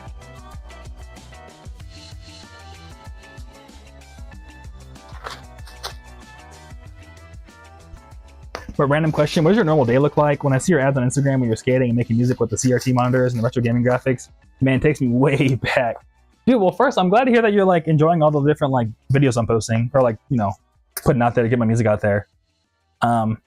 Making music, CRT, yeah, but my normal day, thanks for asking. So it depends on the day, but honestly, lately it's been pretty bad. My sleep schedule's pretty bad. I've been going to bed around like 5 or 6 a.m. because I've been getting so many orders that like a lot of time it's trying like I'm packing so many orders, or like, you know, probably today I'll stay up to like 4 because of the stream. I still have to like do all the Destroy All Monsters launch stuff. So I guess, well, let's start from the beginning. I wake up around like any time between 11 and 1 p.m. usually. My goal is to wake up at 11 every day, but if I stay up super late, then I will let myself sleep more to at least get 7 hours of sleep. And then I wake up, I journal a little bit, because that's like something I've been trying to be on a lot. It's been really helpful. And then I go feed my cats, and they're like right outside the door, just like, feed me, feed me. And then I wake up and I go feed them. And then after that, and so honestly, all this like health stuff is like recent. Before this, it would have been wake up, feed cats, go straight to work. But I've really had to like take a step back and be like, look, I can't keep doing this. I'm gonna explode. So now it's feed the cats. Then I make myself like some of my shack juice, I call it. It's like a G Fuel drink. So it's like coffee in the morning, except not coffee because coffee's expensive now. So then I'll go and I'll take a little walk outside for like 15 minutes because I'm indoors all the time. So I need the sunlight or else I'll like get all messed up. So I get myself some sunlight, at least 15 minutes worth. And then I have back issues. So today I still need to stretch my back, or if I'm not stretching my back, I go to the gym for an hour, take a shower, and then it's just nonstop grind on music and try to eat food. So whether it's like, not even like, when I say grind on music, it's not even like making music. It's like either like answering emails, packing orders, setting up launches for stuff. Sometimes it's making music, you know, making like videos for the music I'm releasing. It's like all kinds of stuff. Tracking a lot of accounting stuff to make sure I'm not like absolutely just burning money doing the whole free CD thing, which, you know what I mean? So it's like a balance of like making sure I like can afford it still and stuff like that. So yeah, and then eat food in between whenever I can. But yeah, that's what my normal day looks like. Yeah, pretty much I have like a longer morning routine these days though, because of like both mental and physical health stuff. So yeah. But yeah, all in all though, I mean, like I'm chilling. We're getting to the point where like things are actually like, I don't have to, I mean, I'm still stressing about the finances and everything, but it's starting to look like I can finally chill on that front. So, but I don't want to call it too early. So, you know what I mean? Because there's been times where it's been like really, you know, I'm in peak season right now. So who knows when it's like July rolls around if I'll still be like, I'm chilling. You know what I mean? So yeah. But we're paying down debt right now, so that's good. But yeah, does that make sense? I hope so. But Gunjin says, good for you for adding the reflection and sun time. Thank you, man. Yeah, I appreciate it. Yeah, I mean, honestly, it took a lot for me to finally just be like, yes, I have to do this. It really helped is I have a buddy named Tanya. Oh, I hope she doesn't mind I say her name, but I have a buddy named Tanya. And she was telling me, it's like, look, man, the older you get, the more time you have to spend on your body. And that's just what it is. You know what I mean? Like more time just on yourself. And I was like, okay, cool. Yeah. Cause I've been so like, I don't know, I still feel like I'm like in college a little bit, just like slightly smarter. You know what I mean? So because of that, actually, maybe not the sticker. I'll give them the plushie kaiju. But because of that, you know what I mean? I'm always trying to like get more and more stuff done. But like, I mean, keeping it real for both for me, but also like for you, because I know a lot of people like Groovy Kaiju and they want to see it keep growing and stuff like that. They're a part of the journey. Like, I hope we're all part of this journey together. You know what I mean? So like, you know, and like, yeah. So I don't like to like let people down and stuff like that. But it's just hit a point where it's like, look, I'm just getting older, so I have to spend time to do those things. You know what I mean? So yeah. And this is part of like accepting that. So like I'm sure when I turn 80, it'll be like 90% of my time is just spent like trying to like feel okay, and then the other 10% of the time is like actually enjoying the day. You know what I mean? So yeah. This is what I assume.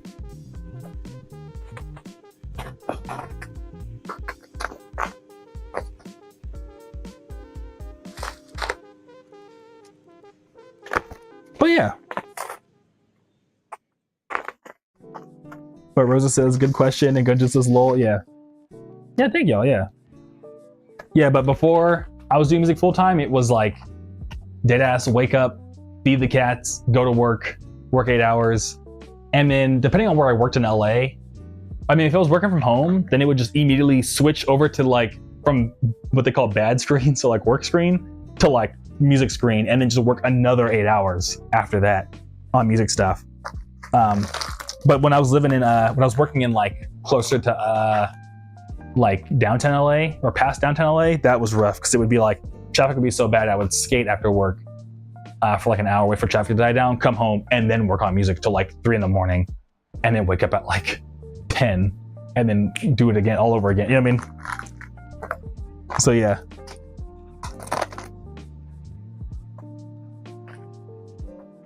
So yeah, I'm a bit of a workaholic, I'm not gonna lie. But we're working on it, you know what I mean? I think once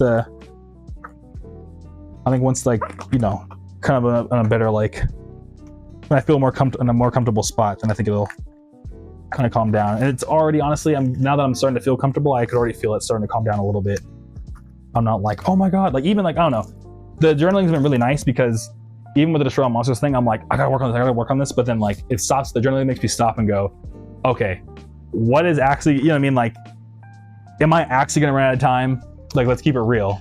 And it's like, okay, this would take about this long, this would take about this long. And even if worst case scenario, if it launches like, you know, like on a Wednesday, I could realistically turn off my phone on a Tuesday and just lock in and get it all done by then. Even if like, you know, my apartment were to burn down right now, you know what I mean? So journaling's been helping a lot in terms of like being more calm, stuff like that when it comes to the music stuff. But Rosa says to hydrate. I got you, Roses. Thank you, Roses. And Gunjan says, often just miss chilling, doing day-to-day stuff, no computer, internet, etc. Cool to hear people doing stuff. Granted, you need to be on the PC for music too. Yeah. No, exactly. Yeah, I miss, like, that's why I like a lot about skateboarding, is that it is just like real world, no screen. It's just you and a piece of wood. You know what I mean? So that's another reason why I want to get into the rug thing, dude. Because I'm like, dude, it would just be me and like some random little like needle gun just on a big old canvas. There is no computer to it, you know what I mean? So yeah, I miss chilling too, dude. But I've been trying to like, you know, touch more grass. I've been telling people I've been touching grass. That's why I like working out too lately, is because gym equipment is just a bunch of metal, just a bunch of heavy metal. That's all it really is. It's been nice to just like do that. And then Creamer the Crop, dude, good to see you. Thanks for stopping by. How's your Tuesday going? And Creamer asks, what do you do for work? Dude, honestly, thankfully, right now, I'm just doing music stuff. This is my work. So yeah.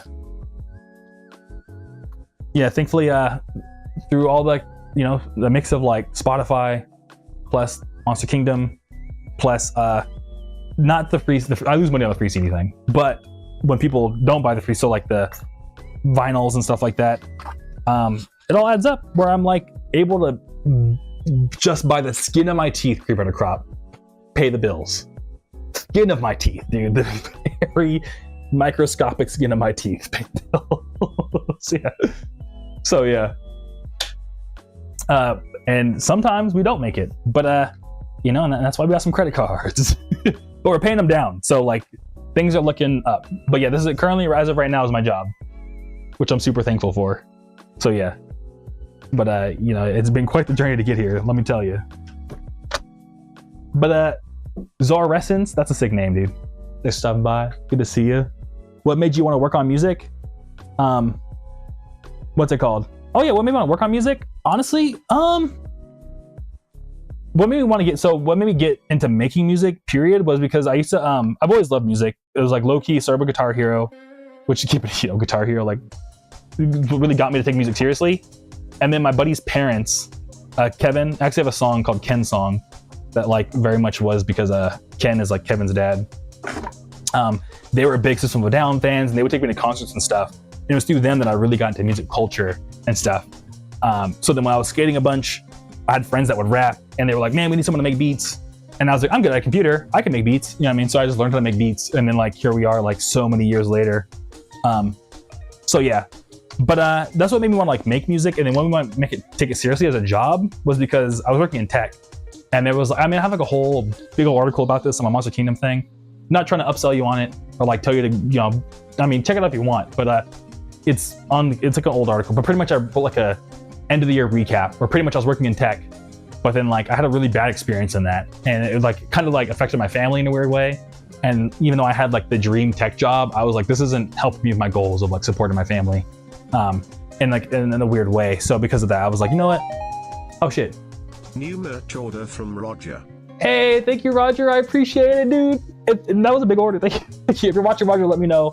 I'll pack it right now, dude. Thank you, Roger. For real. But yeah, pretty much I started doing music because music was always something I did in the background. And it always showed me like flashes of like, hey, people like this stuff. You should really pay attention to it. But I never took it seriously. So then tech stuff wasn't going so hot, and around the exact same time, I had a song got stolen from me, and pretty much that song got stolen from me, but the guy who stole it got it editorially playlisted, so pretty much it got like millions of streams after the guy stole it. Got the song back after the guy stole it and said it was his, but then it taught me in that moment of like, oh wow, my music actually is something, my music's actually good, because I didn't believe my music was good enough, you know what I mean? So that proved me that music was good enough, and then I was like, maybe I should take this seriously. Maybe it is just a marketing problem. Now I'm marketing, and now we're here. So yeah, there's a much more detailed, longer version of my Monster Kingdom thing. Again, not trying to tell you to join that, just see that, but it's there. But yeah, it was just, the story is so, like, literally the video is like 30 minutes long. That's why I'm like, go check that out there, because it's just a long video where I break down everything. But yeah, so on stream would be like crazy to try to do it right now. But yeah, I hope that makes sense. But thanks for asking, Zorescence. I appreciate you asking. But Cream of the Crop says, are you drawing now? I don't draw. I've never been a good visual artist. I still like get commissions from people. Primarily it's been Michaela, but I want to start commissioning more and more people. But it kind of goes back to like the whole like living off the skin of my teeth. You know what I mean? So yeah, so as I, hopefully Groovy Kaiju will make enough money where I can start like consistently commissioning people for like even like singles or like little one-off things here and there. Because thankfully we have a really big community of like a lot of artists in here.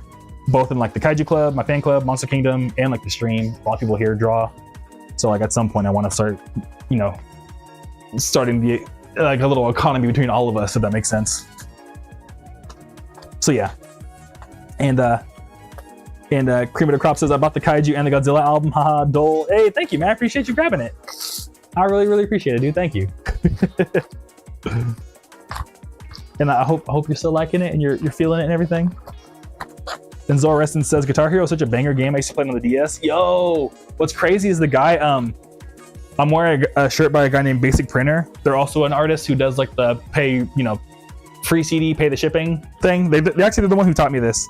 But like, funnily enough, they had a cousin who worked at like some company where he was one of the playtesters for Guitar Hero on the DS, Guitar Hero on tour. So like technically, yeah, Guitar Hero on DS was kind of a banger, and we have like the artist that I'm wearing on my shirt right now for it, because he technically wasn't involved with it, funnily enough. But that's cool, Zora Essence. Yeah, I remember playing Guitar Hero for the DS too. It was a good time. And you had like the little like Game Boy Advance cartridge controller. That was sick. But Zorescence. Okay, then we said that. Skyer says finally Winamp has finished rescanning my music library. Hey, sick. Okay, I was wondering what you were saying about Winamp, Skyer. It's cool you got it. That took a while, but hey, now you got a freshly scanned music library. That's sick, Skyer. Somebody else says, oh, that's sick. I know, right? Yeah, so Basic Printer also does like the Kaiju Club essentially, except their version. Where they have like a thing where they just send out like fun snippets. And I think one of the emails I read from them was about how they were a playtester for Guitar Hero for DS. And I was like, dude, this is so sick. So yeah. And Creeping Crop says, OMG, I got a CD from Basic Printer too. Hey, this was up, Creeping Crop. Yeah, honestly. So I learned Basic Printer through, because they also like teach music marketing from like with this one company, but they're also just an amazing musician. And like, we're like, acquaintances.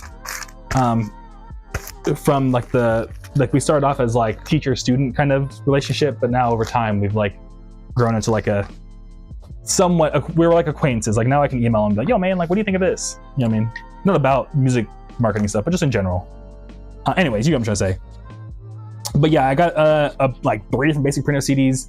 Dude, I'm kind of bummed because he has a CD called The Moonlight Show, and essentially it's like a live album he recorded while he was on tour, and it's so good, but he like made it exclusive to everyone.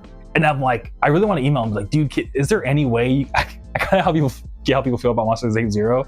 Because I'm like, dude, this album is so good. Because I like to talk about Basic Printer to people, but I always want to tell them you should listen to his live album, but like it's not on Spotify. That's why it's like an exclusive thing. But I'm like, it's your best stuff, dude. Like I want to tell people to listen to your live album, but they can't.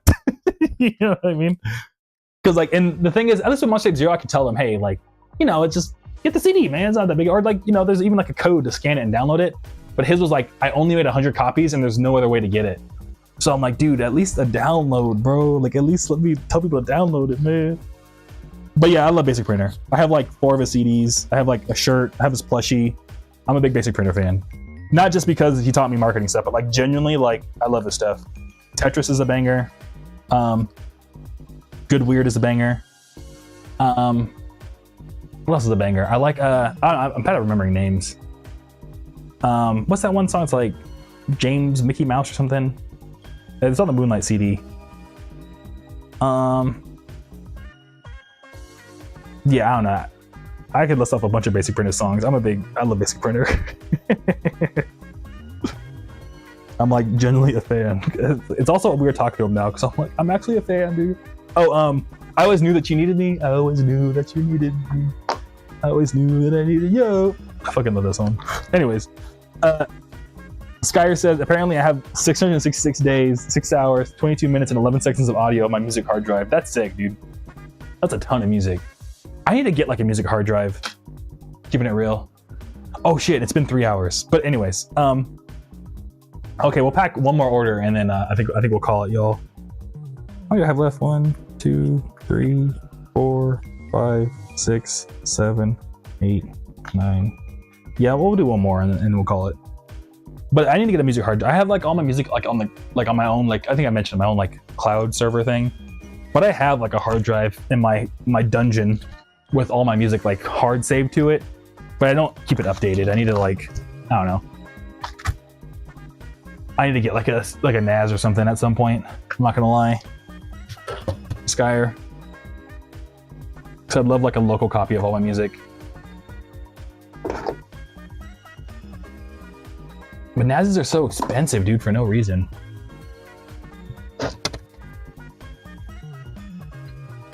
I mean, there is a reason, but you know what I'm trying to say. Like, it's like $600, and it's like, bro, all you do is like link hard drives together. Why is this so expensive? Like, why can't I just buy like a Dell Optiplex off of eBay and like throw a bunch of hard drives in that. Like, why is this NAS so expensive? Actually, I wonder if that's a thing. There has to be some kind of open source software where it's just like, yeah, plug in a shit ton of hard drives into your Dell Optiplex and yeah, we'll motherfucking sync them for you. It's like, thank God. Skyer says, right? Okay, cool. I'm glad you filmed me on that, Skyer. Yeah, we're getting like the super data hoarder nerd talk, but yeah, NASs should not be $600, dude.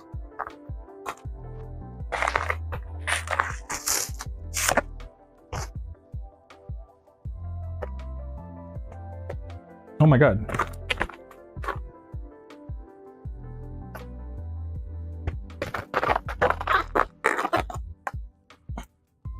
And McShotty's back. Yo. What's up, McShotty? McShotty, we're just about to stop streaming though. I'm not gonna lie to you. This is the last order we're packing. But Gunjan asked, so Aaron, have you been to Japan yet? Yeah, I've been to Japan. I went in 2019 when I was working at Google. What's it called? And it was great. I just went to Tokyo only, but I had about like 3 days to just do whatever I wanted before I had to like work out there. And it was like, honestly, amazing. It was like everything I thought I was gonna be. It was like top moment of my life. It was so baller. And it's actually like I don't know if you heard my album Still Groovy Gungeon, but the album cover is me in front of the Godzilla.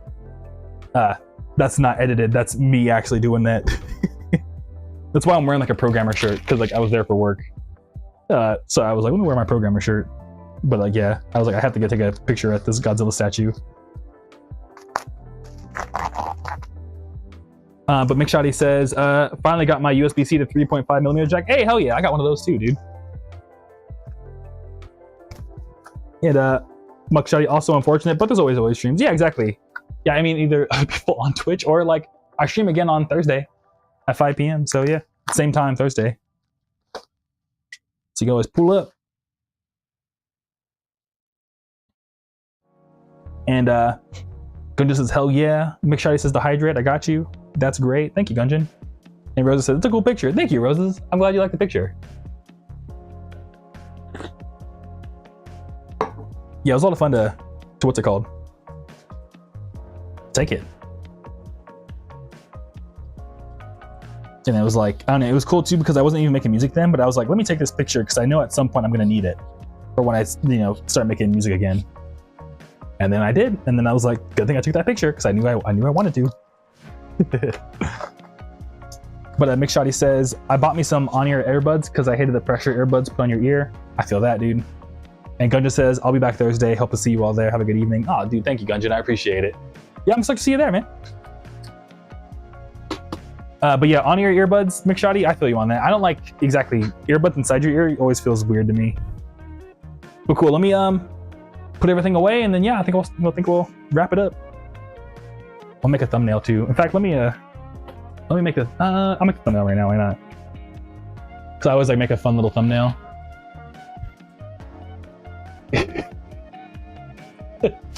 I don't know. Hopefully that doesn't look too stupid.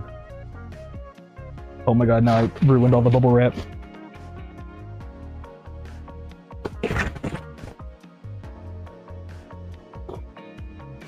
There we go. Ugh. Let me clean up my mess. Let me clean up my mess, y'all. But McShotty says, oh shit. Close that. It's a pair of COS KSC 75s. I'll have to look into those. They're pretty nice. And Not doesn't.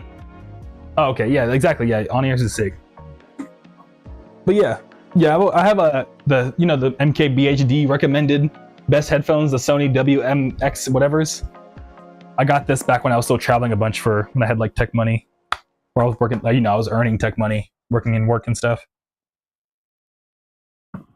So I'm like, oh, thank God I still have these dank ass noise canceling headphones, because there was no way I could afford them now. You know what I mean? But yeah, I highly recommend them. They're actually hella good. The Sony WH whatever's, or any Audio-Technica pair of headphones. Audio-Technica's always crushing it. Their headphones are always like hella good quality. I say these Sonys are only like slightly better, really.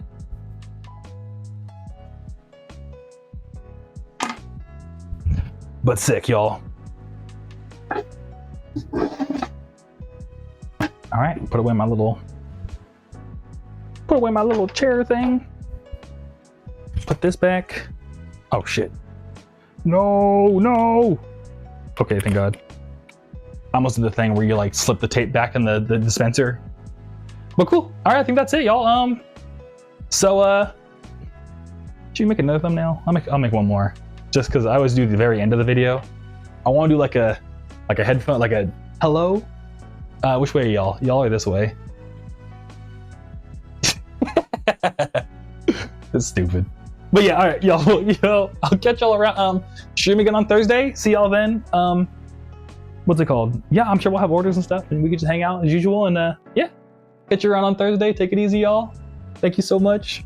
Catch you around Roses. Catch you around Skyer. Catch you around Simple Hideo. Catch you around Mixshoddy. Catch you around Gungeon. Catch you around Cream of the Crop, Zorescence, Elias, Zaku, Horoscope, Max, Jupiter. I think Jupiter already left. But yeah, see y'all in the next one. All right, peace, y'all. Take it easy.